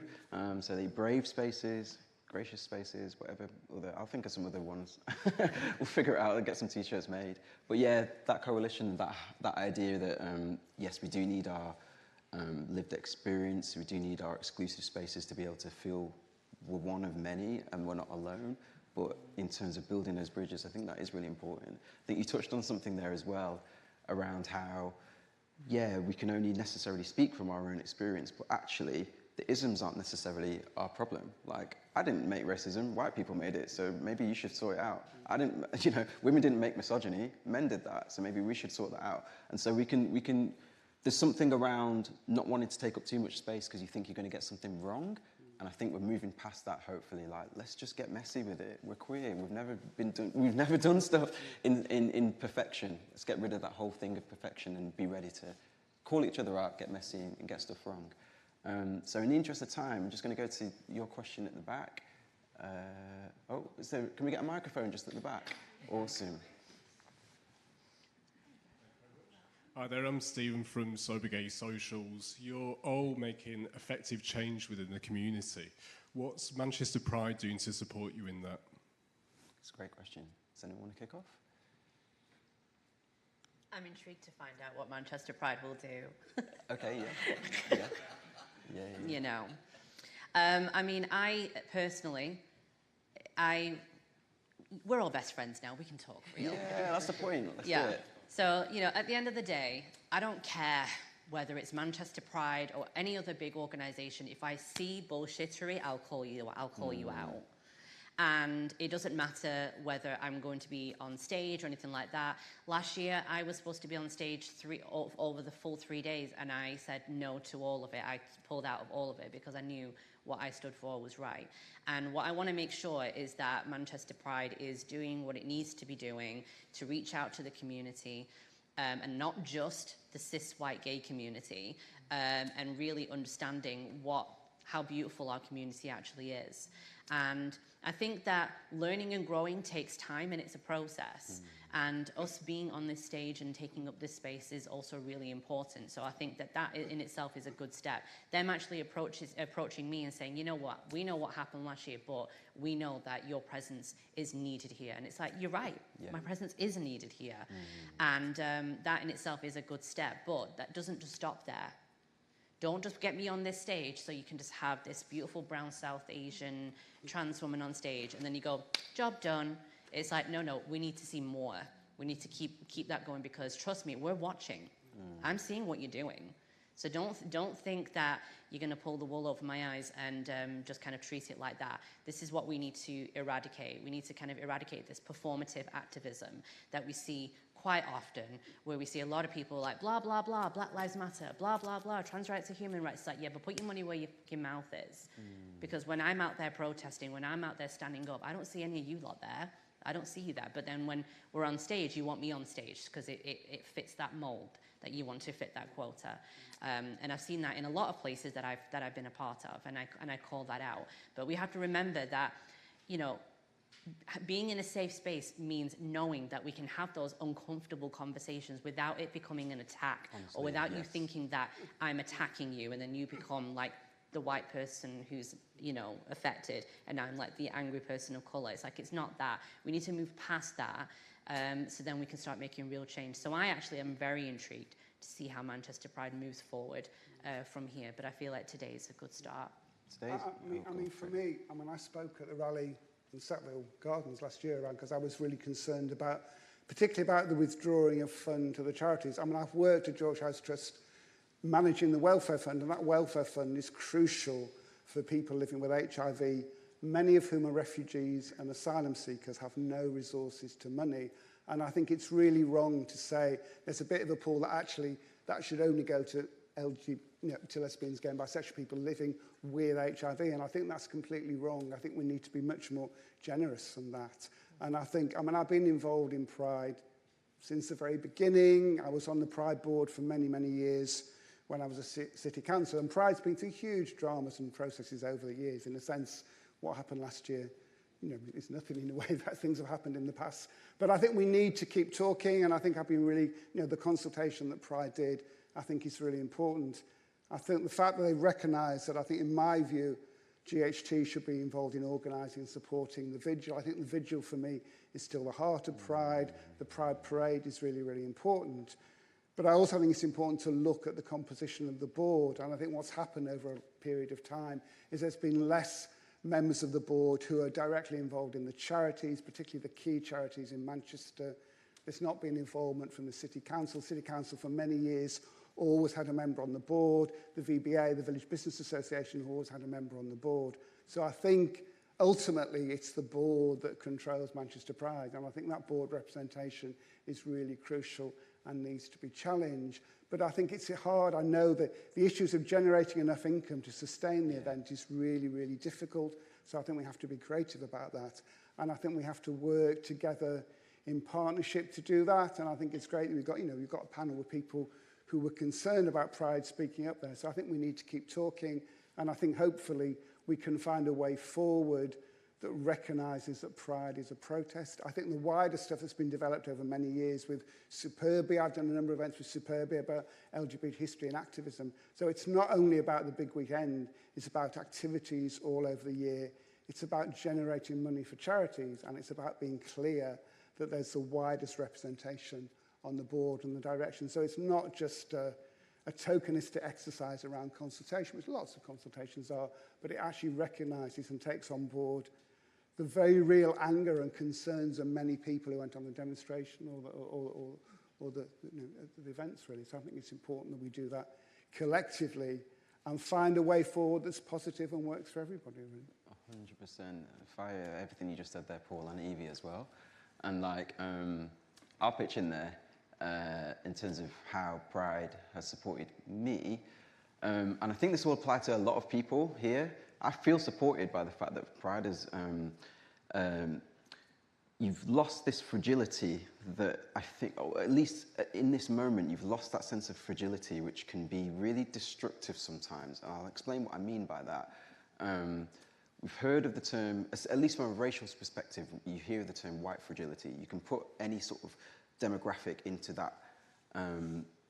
that phrase for whoever's doing the oppression. So you can put like male fragility, or you can put able-bodied fragility. That idea that actually me calling out racism, me calling out ableism, me calling out classism, me calling out corporate versus community, almost makes you feel, no, we've done something wrong, and then you might feel like the victim in that situation, and then suddenly I'm the one that has to console you. And I think at the moment, Pride's really lost that, and that I feel supported in that, okay, yeah, we kind of fucked up a little bit there, but we're owning that now, and let's invite some people to the stage, not for free. I'm also being paid, so that's supporting me, and that's really good. I think all of this stuff can be quite difficult and uncomfortable to say, but it's good. It's like if you've got a wound. I'm gonna get gross now. What time is it? We're about to eat, and you just plaster over it with, you know, a performative activism or like a consultation or whatever. You just put a plaster on it and say, let's just invite some people to the stage and maybe it'll blow away. It won't. It's going to fester. And I think that's what's happened with Pride maybe for a few years. It's kind of got a bit gunky. Rip that plaster off now and we're just getting to the gunk of it. Let's clear it all out. Let's talk about it. So I feel quite supported in that. And it doesn't feel tangible yet because we're literally at day 1, day 0. But I think this is a really good start, this conference, and just being really accountable to each other. And I don't think people are going to forget because we're in a really good time when we're actually chatting to each other now. And so it is about what's next. It is about looking what's happened before. But now is the point where we can really build. So I do feel supported there. There's another question here. Okay, no worries. Oh, gosh, yeah.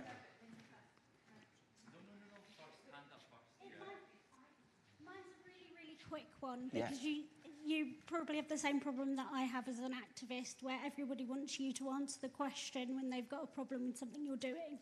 So they really want to know how to help in the situation, like disabled people are really struggling, tell me what to do, and you're like, but I'm really stressed about it and I just want to get on with my day, can I just eat some biscuits?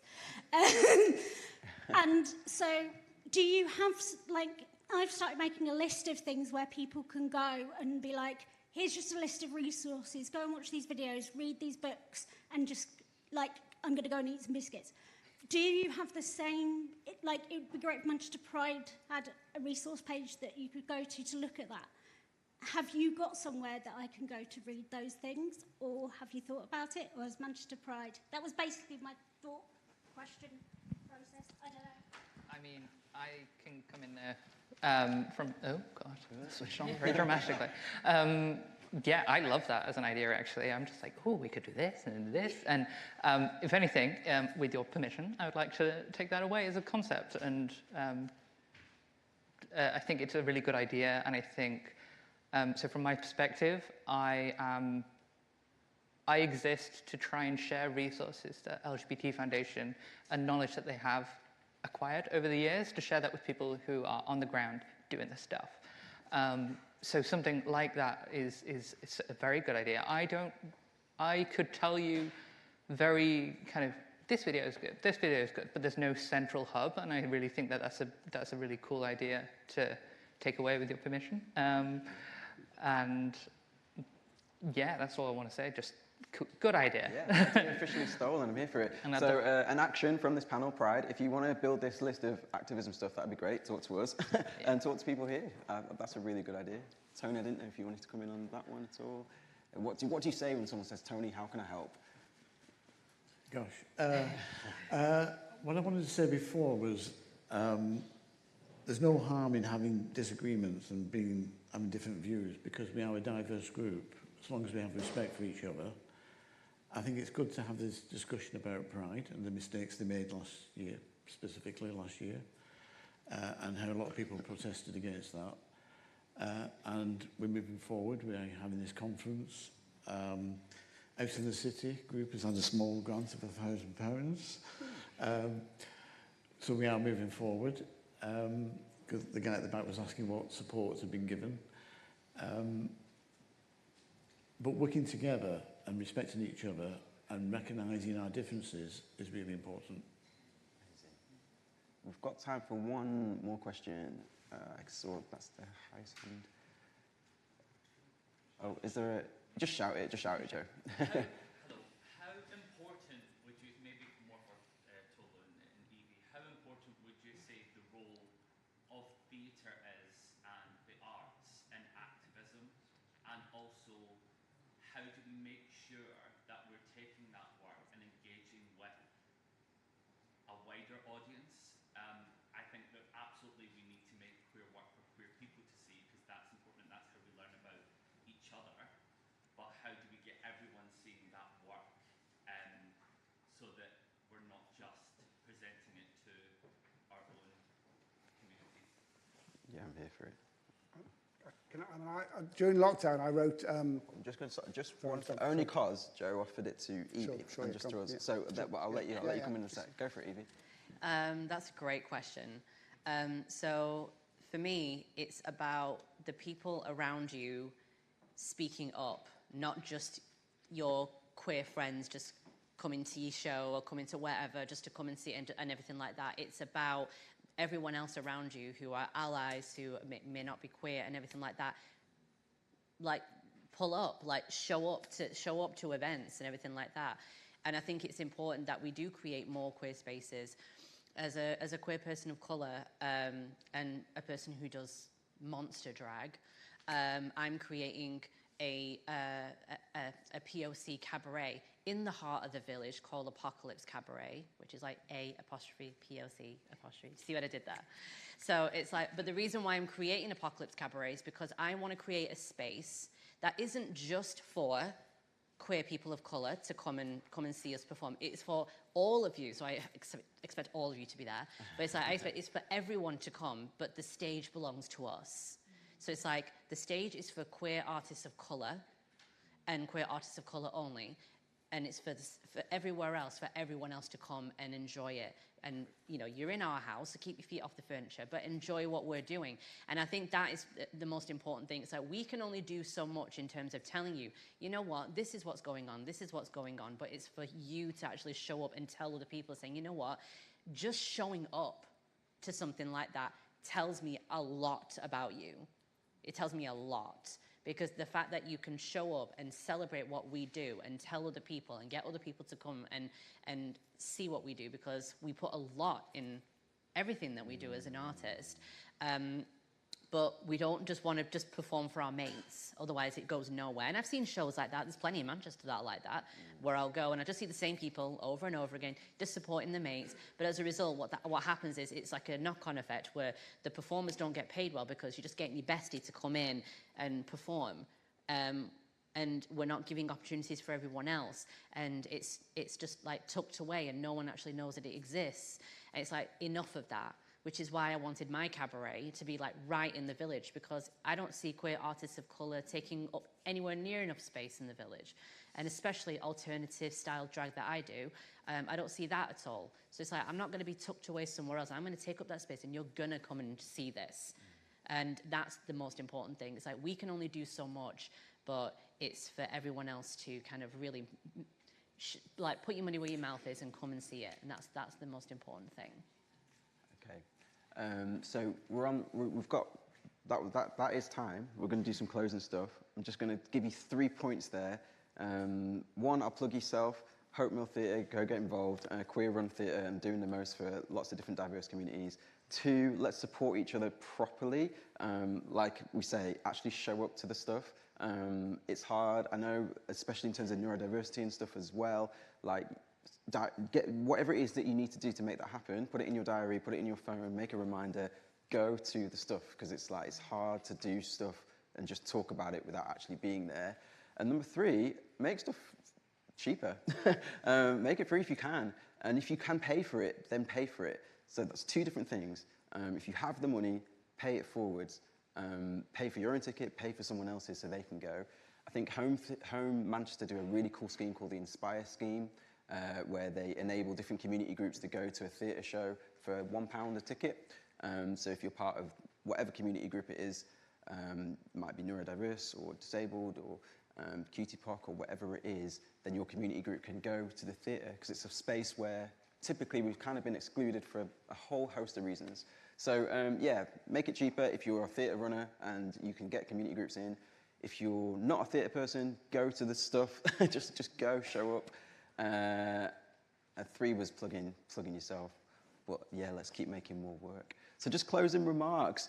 We often talk about queer joy, and we don't often talk about queer pleasure, because we just sanitize ourselves. Even before you were like, can we swear? I'm like, yeah, we can swear. When have we ever? We've started to censor ourselves, yeah? So one thing that brings you queer pleasure, no holds barred.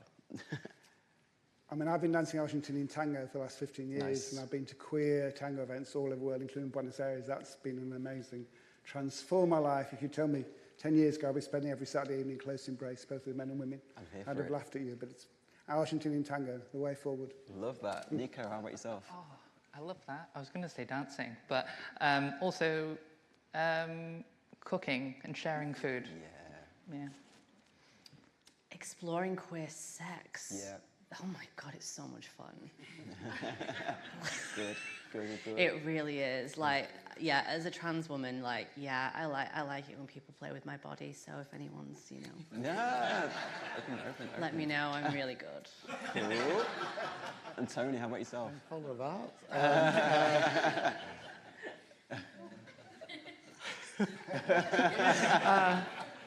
Repetition is good, by the way, if that's your thing. I'll repeat the same.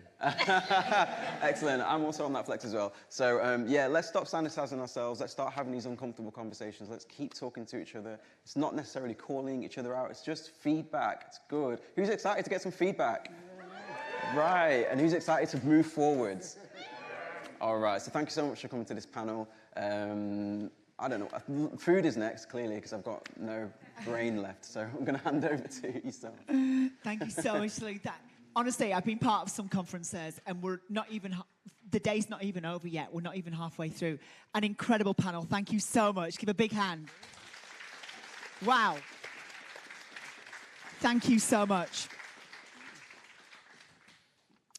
Now, this room, we just need to do a quick turnaround in this room. And next, we've got how we're making spaces accessible for neurodivergent and disabled LGBTQ people plus. And we'll do that next. Thank you very much, guys. Thank you.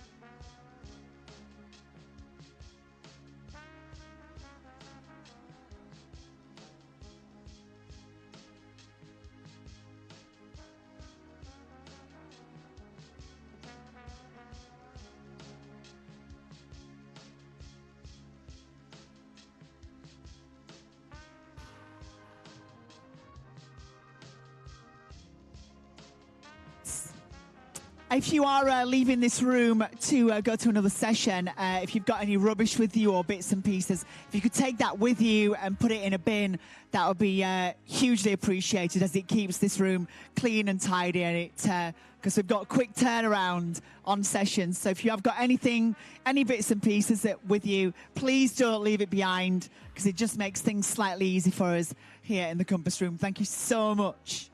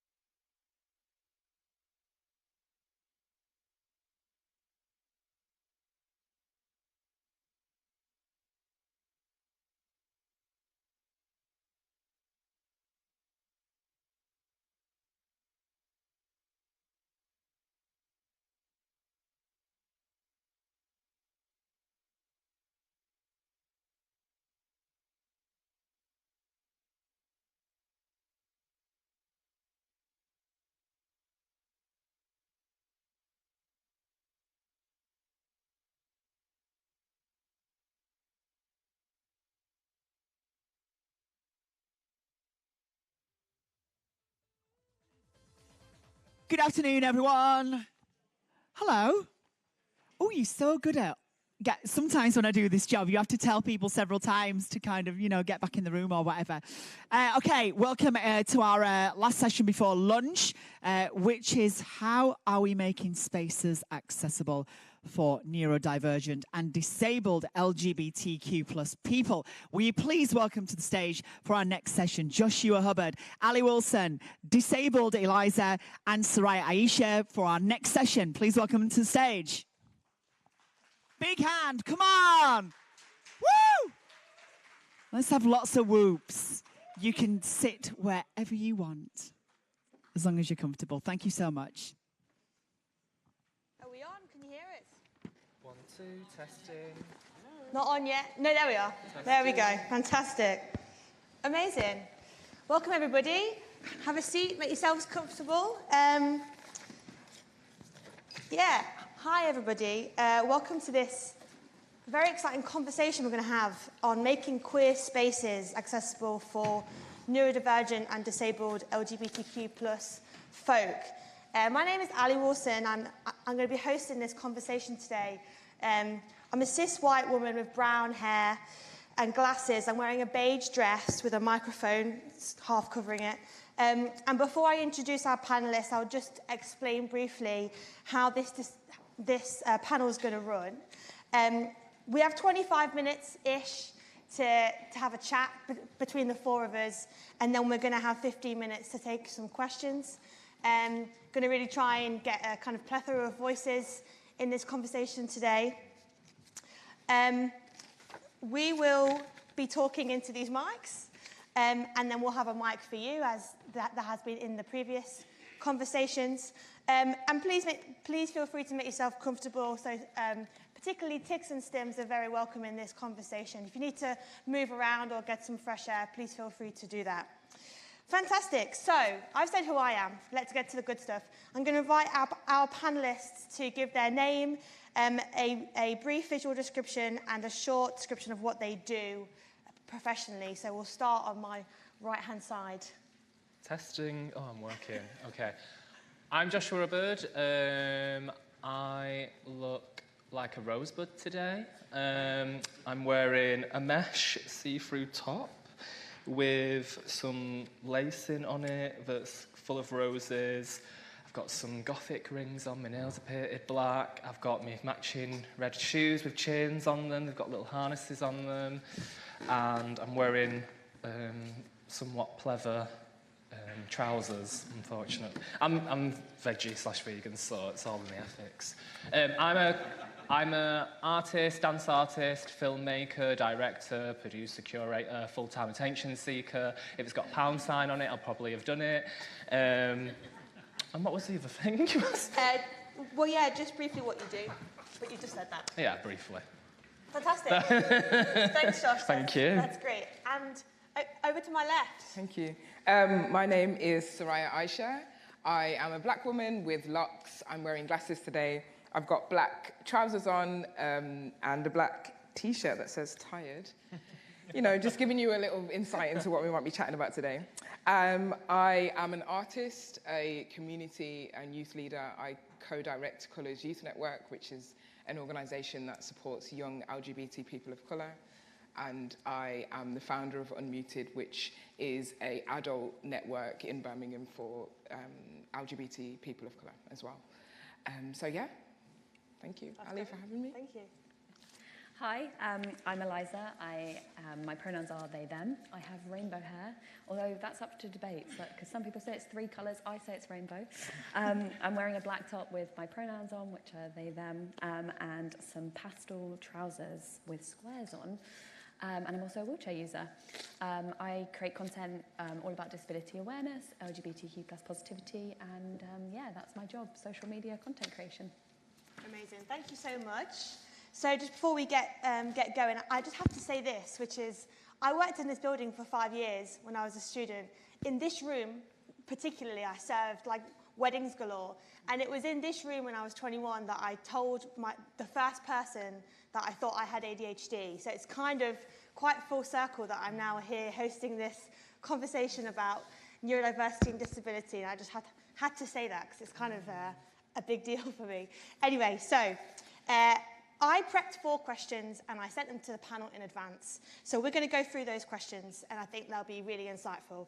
And we'd love to talk to you afterwards if you've got comments, of course. But I'm going to jump in and I'll say the question and then we can all share our responses if that's okay.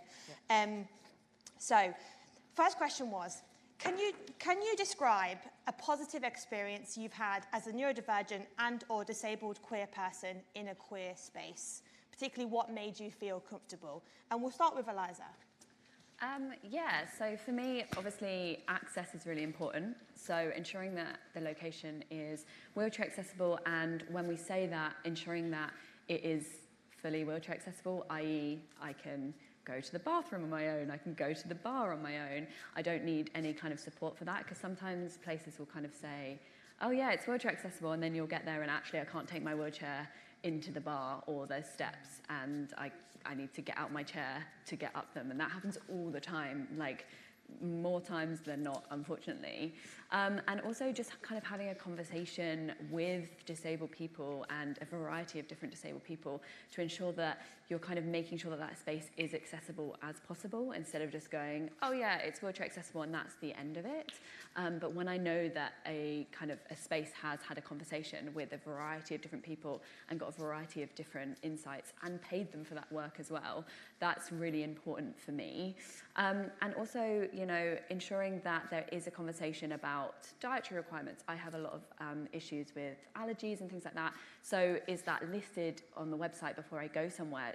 Do I know that I'm going to be safe there? Can I access the food that I can eat there and feel like I'm included? Or, you know, do I have to bring my own? Which again, also happens a lot. So I think it's just a case of ensuring that you're meeting lots of different things, because I think when we say accessible, we think, do you have an accessible toilet and is there a ramp to get in? Whereas that's like the absolute bare minimum, because also most disabled people are not wheelchair users, and I think that's really important to be aware of, because I think the symbol of disability being a wheelchair means that we automatically think, okay, wheelchair user, and that's it, and that's great, and that is one group of disabled people, but it's not the whole community, because it's very, very diverse. Absolutely, absolutely. Thanks, Eliza. Soraya, what would be your response? My positive, yeah, I think it was interesting trying to think of an answer for this, because unfortunately there isn't a specific queer space that I guess springs to mind where I felt totally comfortable and really kind of supported. So I live with long-term chronic illnesses and I'm neurodivergent as well. And so I kind of sit on the axis of a few different things that I might need for a space to be accessible. I can think about a kind of experience that I had with an organization called Campaign Bootcamp, which is no longer in existence anymore. And it was a 3-day residential where activists were coming together to learn about being activists and skills development. And that is always an experience that I reference when I'm planning my own events of being accessible, because from the outset, it wasn't even, often what happens as a disabled person is we have to bring up accessibility. So it's kind of like you've applied for something and then you have to kind of send that. Sometimes you have to have a level of confidence to send an email to say, by the way, is there going to be blah, blah, blah? Am I going to be able to do this? But right from the outset, when I sent in my application, they were saying, you know, if you want to apply in this way, you can apply in various ways. If you need to talk about accessibility, you can. If you want to talk it through before you apply. Then when I did apply, when I had to send in my information about getting there, they were already saying, we can pay for your taxi to go there and back. You know, if you need to have a separate room to stay in because you've got medical needs that you need to deal with, you can. And so that was already from the outset, it was really for me, and I always come back to this about accessibility, it made me feel cared for and it made me feel wanted. If you're not thinking about me, then, you know, we care about the things that we want. So if you haven't thought about me and cared about me, that means that I think that you don't want me there, or I'm not actually welcome in that space even though you're telling me I am. So before I'd even got there, I felt like, oh my gosh, they've considered someone like me might apply for this thing. Then when I got there, which is a really important factor, which I've had some negative experiences of recently, you know, I walked into a room once after I'd sent my access rider in advance, and someone said, Soraya, if you're tired, there's something over there. And I was just like, right, so in the room full of everyone, I haven't necessarily disclosed my disabilities to everyone, and now everyone's looking at me thinking, oh, what's wrong with Soraya?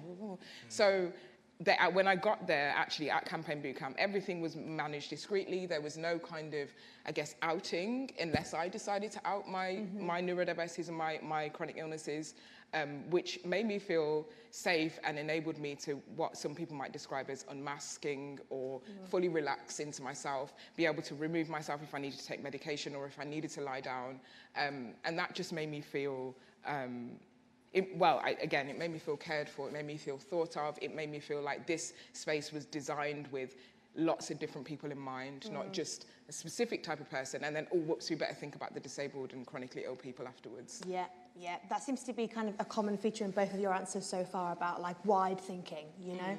Josh, can I ask for your response? Yeah, and I think just going off like what we said over there, like we're only really going to scratch the surface on this because like what we're talking about, we're from like different neurodivergencies, physical disabilities and stuff. These are conversations that could have a whole discussion topic in themselves. So I'm ADHD, I've known since a child.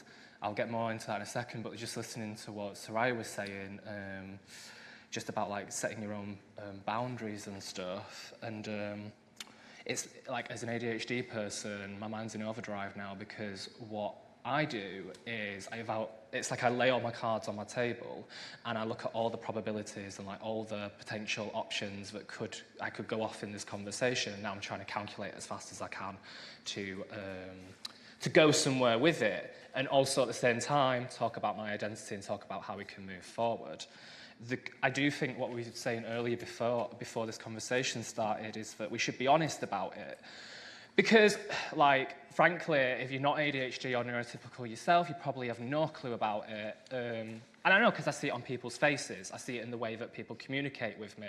I see it in mainstream TV. I don't know if you're a Drag Race fan, but I literally saw, like, it's a good visible example of ableism. There was a contestant on there called Jasmine Kennedy, and she's talkative, and that's symptomatic with ADHD people. You often get told, you're talking too much. Can you hear what you're saying? You're talking too much. You're doing too much again. You're now the problem in the room. You're now isolated from the group. And realistically, her intentions are good. Like, she isn't being malice, and it's the same with me. I haven't come in to be like start talking over people and interrupting people and stuff. And it's taken a lot of rehabilitation, hard work to really not do those things growing up. And when people start to interrupt you and tell you and police what you're doing, you notice it more on them. Ultimately, I don't think I've ever been in a space ever in my entire life where I have felt like I've had access requirements. Even though some people have tried to, what would be the word? Like compromise with me, try and meet me halfway, or like try and adapt to what I'm doing. But it's like what you both were saying after. I've got to bring it up. And I think I'm the opposite of Soraya of like, I actually quite like being out about my neurodivergency because it's weird because you're masking your entire life and you've gone... I used to pretend that I didn't have anything. I don't think I also understood ADHD to its more than I do now. And I think it's because I accepted it in myself. I knew from being a child, I went to the hospital and had loads of tests. I was put on different medication. I went to 6 different schools. I'd moved 12 times by the time I was like 18. And so there was a lot of change, a lot of disruption, a lot of chaos in my life, which obviously you're a product of your environment. And when you're trying to go for... Most of my education wasn't actually learning. It was about rehabilitating myself and preparing myself to assimilate in a neurotypical world, which I do every single day. And I think for a space like this to happen, I feel emotional thinking about it. It doesn't happen for us. Yeah. Thanks, Josh. Thank you. Yeah, it's very true. It's very true. I'll just give you a minute whilst I do the next question and we'll come back to you. Yeah, it's just coming up. Do you know what I mean? It's like... Yeah. I never do this. I'm really good at saving face, always. And as a performer, like, I guess I go from like 0 to 100. Like, I'm so used to either being somebody else or being an extension of myself. Mm-hmm. And like, just because I'm emotional, it doesn't matter. I can still talk to you. Like, it proves that it's real for me. Do you know what I mean? It shouldn't have to get to this, though. And I will say one thing. Not in a specific queer space, but I worked with a choreographer, Anna, who runs Hype Dance.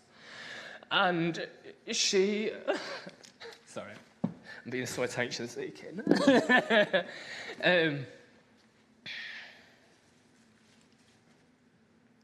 She does listen to me. And it was a solo performance, so obviously I was very exposed. I was late sometimes. It's very exhausting. If you're a dancer, I imagine doing that every single day, do you know what I mean? It has a toll on your body, it's working out, it's intense, it's emotionally draining, whatever. But things like, you know, one of the things that people with ADHD often get labelled as is lazy, and it's not that. We have lesser skills in regulating time and tasks and stuff. And often, I mean, a chronic thing that I have is sleep. Today I only slept 2 hours and now I'm here. And that's often the case. And like, that's fine, it's fine for me. Because it's my life, that's what I do. And she just took it into consideration. And you know, like, especially coming from a dance background, it is so strict. It's things like, if you're 5 minutes late, you're off the job. Do you know what I mean? You're in the corner. What's wrong? Why are you doing this? No one else is doing this. Why are you specifically doing this? And it's like, sorry, I'll try better. And you make that pact with yourself every single night. I will try better. And you are trying harder. Anyway, amongst other things, she took it into consideration and the show was a success and she got the most out of me that no one has before. And in that moment, I was like, oh, this is the first time that I actually can do this. I can ask for it. It's that easy. It's really not hard to adjust to us because we're all your leaders at the end of the day, the creatives. Yeah, absolutely. Thank you. Yeah. So coming off that question, and this one is personally my favourite question. I asked the panel to respond to this, reflecting on your experience of Manchester Pride's 2022 symposium today. If you've been in attendance, you know, from this morning, have you felt welcomed and supported as a neurodivergent and/or disabled queer person? If so, why? And if not, what's been missing today? And if you haven't been around much today, it could be about another queer event that you've been to. Soraya, can I ask about your experience of today? Yeah. Well, I came 15 minutes just before the panel, and that was, I guess, one of my access requirements because I have to manage. It takes about 4 hours in the morning for me to kind of get my pain under management, and I never know how my body's going to react. So I was like, I can't really be in the middle of that's even there. I'm kind of not gaslighting myself, but yeah, I guess because I didn't know how the day was going to be, I didn't think that I could come to a space where, am I going to have space where I can manage my pain for a while before I go into spaces with other people? And so I guess if I looked at this event from an attendee, I probably wouldn't attend. I mean, one, because it's at the Lowry, and the Lowry has been participating in kind of what I would describe as they decided to be a court over the pandemic, and I feel like it was interesting in the description. It was like, the Lowry supports young people and whatever, and I was like, that's really interesting because I work with young people of colour and young vulnerable people from working class backgrounds, and I would say that the court system has been really harmful to them. So yeah, so as a starting point, I wouldn't attend for that reason. But as a secondary thing, and even me calling this out, I had to go back and forth between myself. Am I going to really say the things that are challenging for me to attend? Because so often we silence ourselves, don't we, as disabled people. I'm not actually going to say, oh, I don't want to be seen as too much. I don't want to be seen as difficult. And actually that's because a lot of the time, organisers have to challenge their internalised ableism, internalised idea of a lot of people, you know, disabled people included, because we have to go through our own process, think that disabled people are difficult. They're asking for too much. Oh, can't they just, do you think that can't they just like, well, can't the person in the wheelchair just stand up for this 1 minute? Maybe we can, I've seen club nights where people said, we'll carry you up this. No, nobody wants to do that. How is that any dignity? Do you know what I mean? Things like that. And then on top of that, it's kind of like you have to You know, I can tell when an event has been planned from the most vulnerable people in mind at the center. And I would say that this doesn't necessarily look like that kind of event because, for example, well, you know, the choice of the venue is one. Two, you know, it's been live streamed, but the live stream has no captions. I think someone said, oh, it was difficult to put a live stream on 2 rooms, so people have got to choose them between this room and that room. And then but that's not true because there are live stream companies and organizations and ways. I'm an events manager, I know that you can live stream 2 rooms. Yeah. And there's, you know, if anyone is interested, there's something called QIQO chat, which is something that I actually, a conference that I went to yesterday, which was hosted on this forum where you can click into different rooms and you can live stream different things. So one that is like you know, I wouldn't attend the venue, but then if I did want to engage with the space, I would probably want to do it online because, again, it's like we're living in a time of austerity, so disabled people are more affected by that. Yeah. So for me, I'm thinking about my work as a creator, as a practitioner. Maybe I do need to go to this event to network with people. Actually, I'm in a plane flare-up, so therefore I can't go, therefore I miss out. Actually, if I was watching it online, maybe I could find the people and email them afterwards. Maybe I can still be part of the conversation. Yeah. So those are the things of like, if you plan central with disabled people in mind, you are not going to forget and think about things like live stream or captioning as an afterthought. No. We don't have captioning now, for example. We have a BSL interpreter. Yeah, that's obviously great. But the thing is it's not to, and I'm not saying these things to be difficult, to call out, to ruffle the feathers. I'm saying these things which are the genuine things of why a disabled person won't come. I've got disabled friends who haven't come today for those reasons. I've got people who are neurodivergent, who are autistic and ADHD, who haven't come today because they don't know how the day is going to run. They don't really understand how it works. They don't know what the rooms look like, what the setup is. Are they going to have to be in a room with loads of people? Is the quiet space actually quiet? Are there ear defenders that Manchester Pride have bought for the day for people to use? Yeah. This is a well-resourced organisation, so therefore those things are possible. I've been to smaller organisations where it has been made possible. So therefore, the kind of funding thing is not really a thing that we can keep resting on because for me as a project manager, as an event organiser, I have because I am disabled, but even if I wasn't, because I want to lead with a place of care for the community, I have a zero tolerance against doing anything in a space that doesn't have step-free access, hasn't got a space that we haven't got any place for a quiet room. You know, and as soon as I start a project, the accessibility budget is the first thing that I think about. Yeah. Because I want everyone to feel that they can come to the space. Yeah.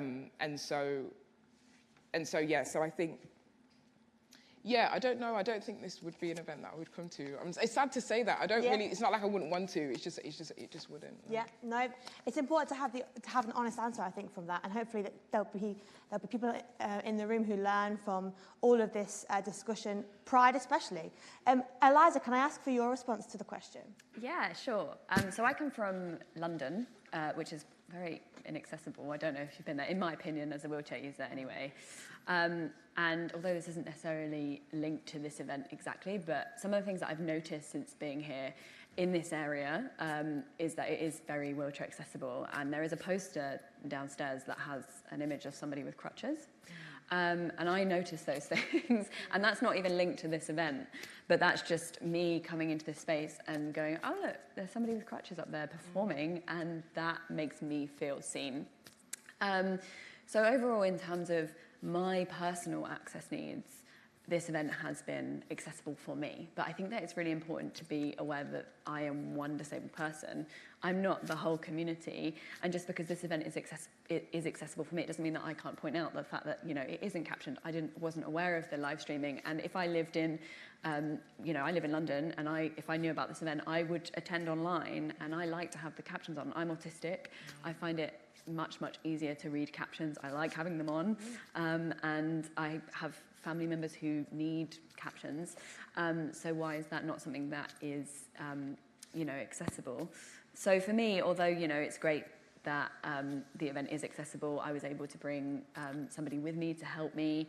I could kind of stay the night and things like that. And those are all things that make me feel seen and supported.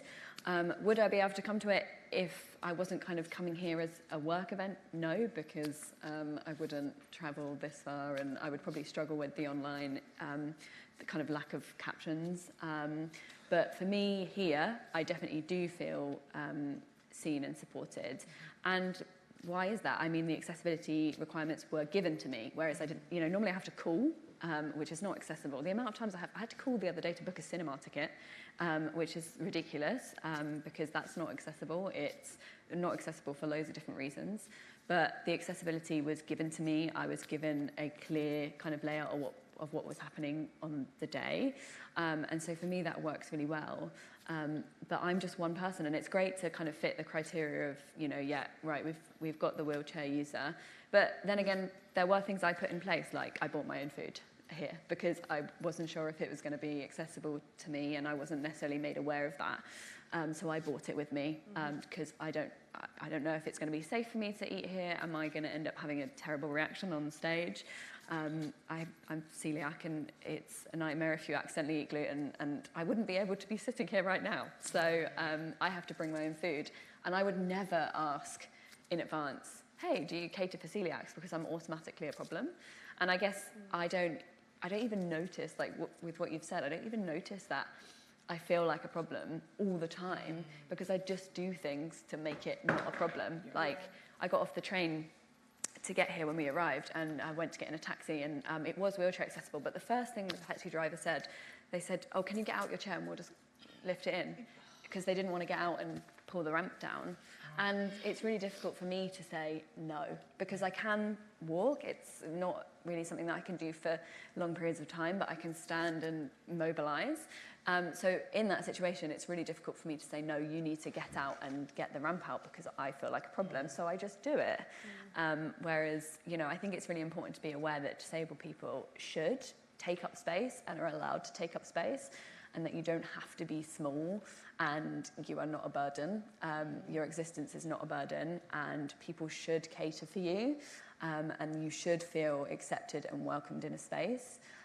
And, you know, this is why panels like this are so important, because it's great. I can sit here and say, yeah, all my needs were met here, and I felt like I had a really great accessible experience, but that doesn't mean other disabled people have. And that's what's important to be aware of, because I kind of fit the stereotypical disabled person, wheelchair, can stand a bit, great, but that doesn't mean it's accessible for you or somebody else, and it's important to have that conversation. Absolutely. And you're right, you're not a burden, you're a gift. And I'm so happy that you're here. We're all gifts. Josh, we'll just come to you quickly and ask for your response to how you feel about your experience so far today. Yeah, I'll keep it short, and I've stopped attention seeking now. I've not cried that much since I watched Lavinia. And I can see that we've gone over a little bit in the question time, and I think I'd mention that is like we should have way more time to talk about this, because, or, you know, refine what the actual why we're here today, because trying to get neurodivergent people to fit into small boxes just isn't going to work, I'm afraid. I would say things like the admin side of things, like emails and stuff being sent. I swear I got like the same email written 4 different ways, and I know how I can work, and like you can literally just give me like some bullet points and I can go from there, me personally, rather than giving me pages of information. And also the time, I think it's both homophobic and ableist to be here at this early. I had to get up at 8 o'clock this morning, and I didn't know this time of the day existed anymore. I mean, I'm an actual night owl anyway, but like with ADHD people, like you can go on Google this, like our sort of starting times and finishing times are literally 2 hours behind from neurotypical people, like your average ADHDer. What else did I have written here?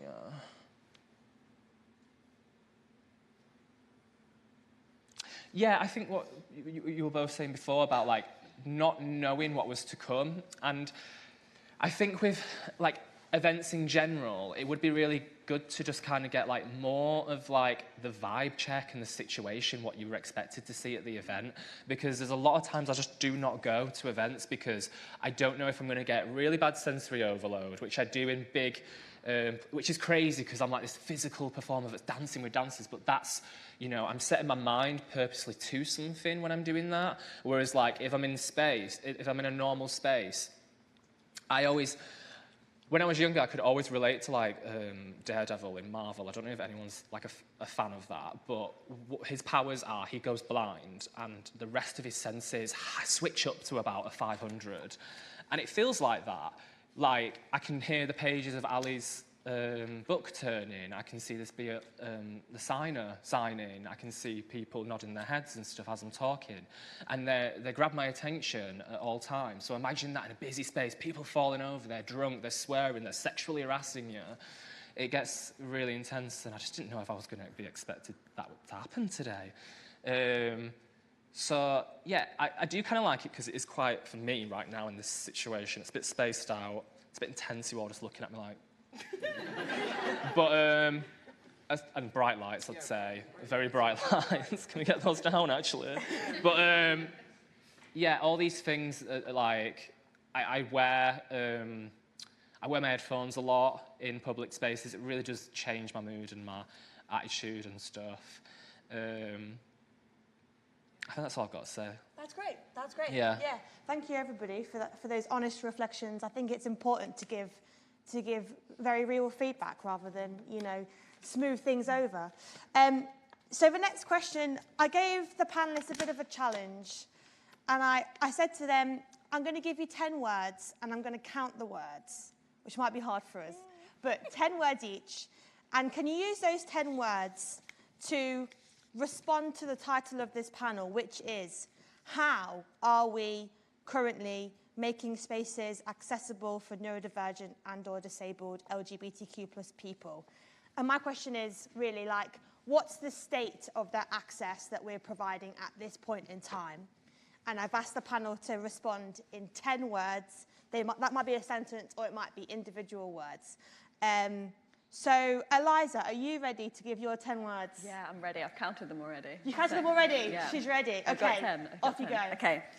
Accessibility should come first when booking LGBTQ plus spaces in future. I think you just nailed it, really. That's just the whole conversation in First. one. It's so important. It well must done. come first, not second. That's great. Thank you. Josh, do you have yours? See, I misunderstood this assignment a little bit, I think. Come back to me. Okay, Yeah. no worries. That's fine. Soraya. I've got 11. I couldn't squeeze it. Is that okay? That's fine. You can have 11. I wrote, accessibility is care, a message of love to our disabled friends. That's it. That's beautiful. Thank you. That's great. Yeah. Okay, Josh. I feel like I'm on a countdown or something. A little bit. Because I wrote this whole spiel for this question. So I'm just going to answer it the way I feel I want to. That's fine. I just think, generally speaking, queer culture navigates around alcohol a lot. I'm a sober person, and people with ADHD are more prone to becoming having an issue with addiction, mainly because of the chemicals that are produced in our brain, like dopamine, lower. So we look out for stimulants to bring us kind of up to that. So it's kind of funny because like my friends always say, oh, because obviously they're like, oh, I couldn't imagine you on drugs, Josh. And I'm like, probably just get a job in a briefcase, to be honest. Like in an office, because like things like cocaine, all they do is bring you back into the world and they make you kind of like alert of what like people are saying. It's kind of like, because it's taking your dopamine up to a normal neurotypical person's level. So if you're like, oh, well, I'm only at normal people, you're like, oh, bit more. And then things that, because you're overdosing on substance and stuff, you're getting into substance abuse. And I think really what we need to be looking at is things like sober spaces, just things where you don't, like I don't walk into the room, someone's putting their hands on me or spilling their drink on me, and like changing what that is. There's so much we can do, and I mean, take a journey to anywhere outside of the UK, they're doing it a bit more. Yeah. And I just don't know what it is about British culture that just does not want to have any culture.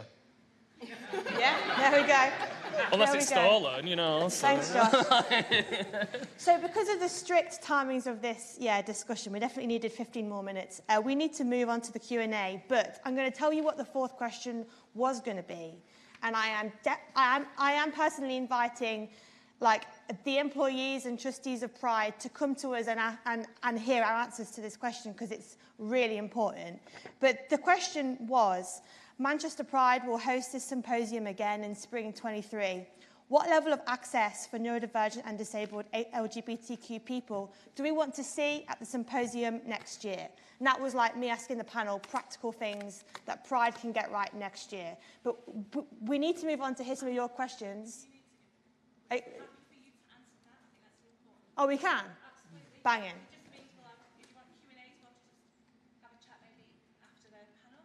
Yeah, that's fine with me, yeah.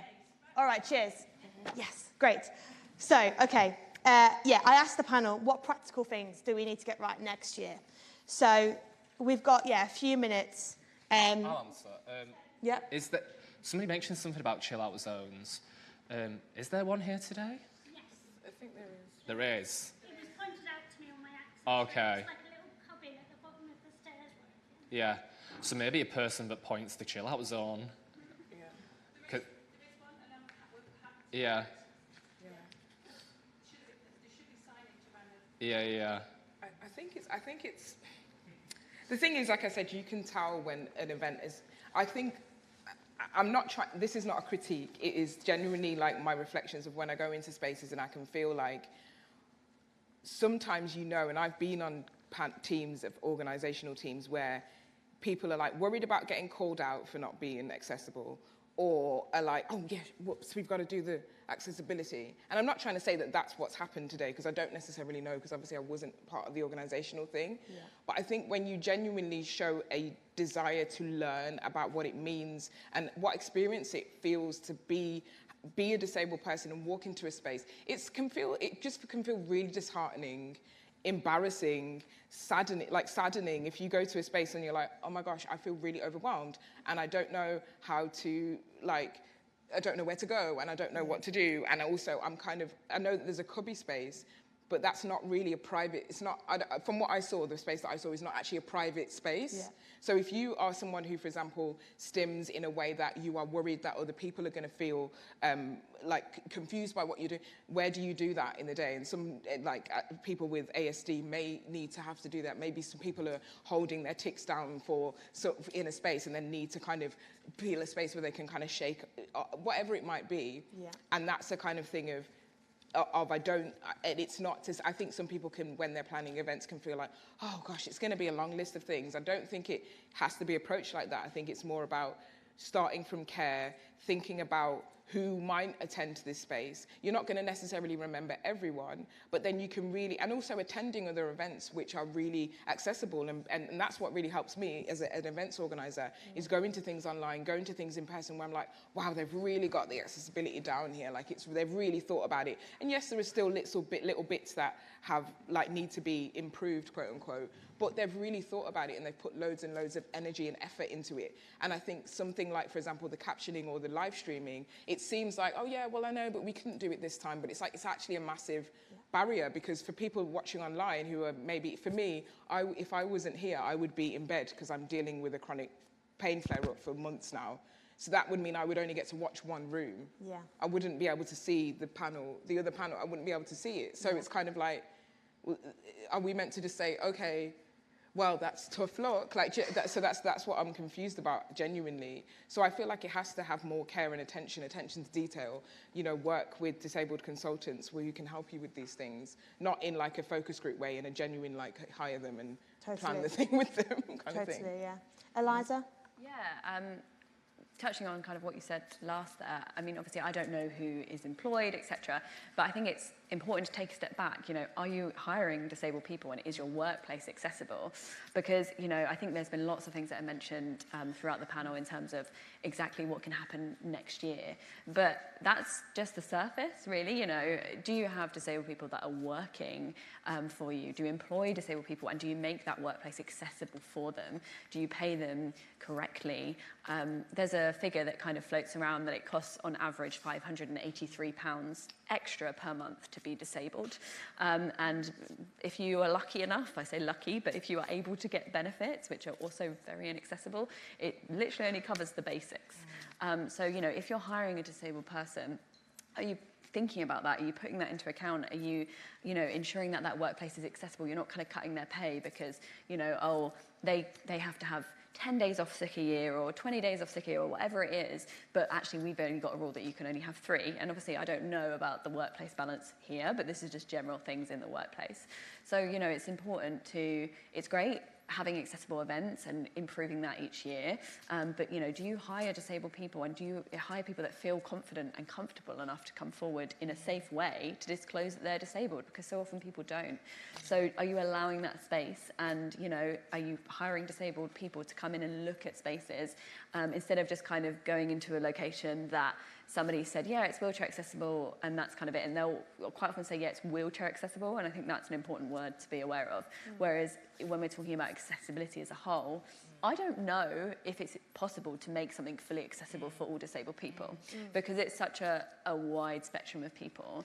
But it's about trying and hiring a mix of different disabled people to come and have that conversation to make it as accessible as possible, and hire us, and please pay us because we need the money. That's it. I mean, you don't know what you don't know, but it's your job to learn, to be honest. It's not our job to teach you all the time. You can pay us and ask us the question. Yeah. Yes? I just wanted to ask, does everyone know what stimming is? Because we've brought it up sometimes. Yeah. How would you describe it? It's like, I always find it a bit offensive to try and give a visualization, or, you know, like, do you know what I mean? Because when you click your pen too many times, like many people do it by, like, not everybody, but if you imagine if you're bored somewhere and you're clicking, I can hear somebody clicking your pen. Yeah. As an example, but quite often neurotypical people, if they're bored somewhere, are clicking their pen, or they will, like, bounce a ball, like kids in a playground bounce a ball against a wall. Like, if you imagine those things, those are stimming, but with neurodiverse people, we'll be doing things like moving your hand to your toe, Yeah. your mouth. Sorry, I said that without having a microphone. So did people hear me? It's like clicking a pen or bouncing a ball is normally what neurotypical people would do. So yeah, you probably want to take the microphone away before I... because I was going to say something about Manchester, but hey. Say it. Please. So my only point about, like, the accessibility here has been great, but that's because I've known the person who's our accessibility coordinator since I was 14. I didn't know that because the advice wasn't emailed to us beforehand, so I did that ASD thing where I was like, I don't have all the information, I want to know everything. But also, DPOs weren't involved in any of this, so disabled people's organisations, and I thought that that was a really important thing because we do have quite a few in Manchester, and I think that's really important when we're doing Pride events and things because, you know, us LGBT people are in them. We just... So that was my only thing about, like, these sorts of events is talk to us. We have the information. We've done all of the planning. We can give you the form. Yeah. That's it. We've got it. Sorry, just to interrupt, just to go back in typical neurodiverse fashion, we went on a bit of a tangent there. But stimming, I stim, and I've started being more open about it because I also it kind of faded out of my life a little bit. And it kind of came back more in the pandemic. It's kind of almost like a overwhelming sensation that's kind of uncontrollable a little bit, and it can manifest different ways. My most common one is like restless leg syndrome, which you'll have seen people be like this all the time. If someone's doing that, you've probably got a neurodivergent person on your hands. It's quite often a symptom closely related to ADHD. It usually happens to me in private, and nobody sees it, so it's almost like, oh, well, nobody believes it. It's like oxygen, you know? You can't see it, but it's real. And it's kind of... So imagine the school bullies taking the piss out of somebody that is disabled, and the sort of mannerisms they do. We've seen it, you know, like this type of behaviour. that's kind of where it comes from. Like, it's a mockery, but it's one of the only visuals I, unfortunately, only have to describe to people, because obviously, like, where did that come from? And that is where it comes from. And things like having a ball, doodling, it kind of hones into it and it keeps me concentrated in the room. One other thing I wanted to say, which I've forgotten now because we actually went on that whole journey. I think the last thing I'd like to say is we definitely need more SPF for these lights because I'm burning up. Yeah. That's great. Great, okay, yeah. Well, firstly, thank you to our panellists for such an honest and transparent conversation. I'm sorry that we didn't get to hear from you, but I think it was important for us to get through those 4 questions. And please feel free to find us all online. You've got our information in the booklet. I hope that everyone's listened to this and thought about something. Maybe you've learned something new. Certainly, hopefully, Pride have learned something new as well from this conversation. Enjoy your lunch is what I'd say, which is next on the bill, I think. Thank you. Talk about it more with your friends. Honestly, these conversations need to happen because, like what Ali said, I'm bored of being your teacher. Thank you so much to our chair of that session, Ali, Eliza, Shreya, and Joshua. Thank you so much. And I'm sure that we'll be around to take any questions that you've got. Okay, I can probably hear some tummies rumbling a little bit. So lunch is available downstairs. So make your way down to Key Bar for a bite to eat and a chance to network, of course, with any other delegates. And the Manchester Pride team, if you've got any questions or anything like that, they'll be happy to answer any of your questions. And then please make your way back up here to the Compass Room for 2 p.m. for our next spotlight speaker, the brilliant Anaphylactic. Have an amazing lunch. We'll see you in part 2 this afternoon. Thank you.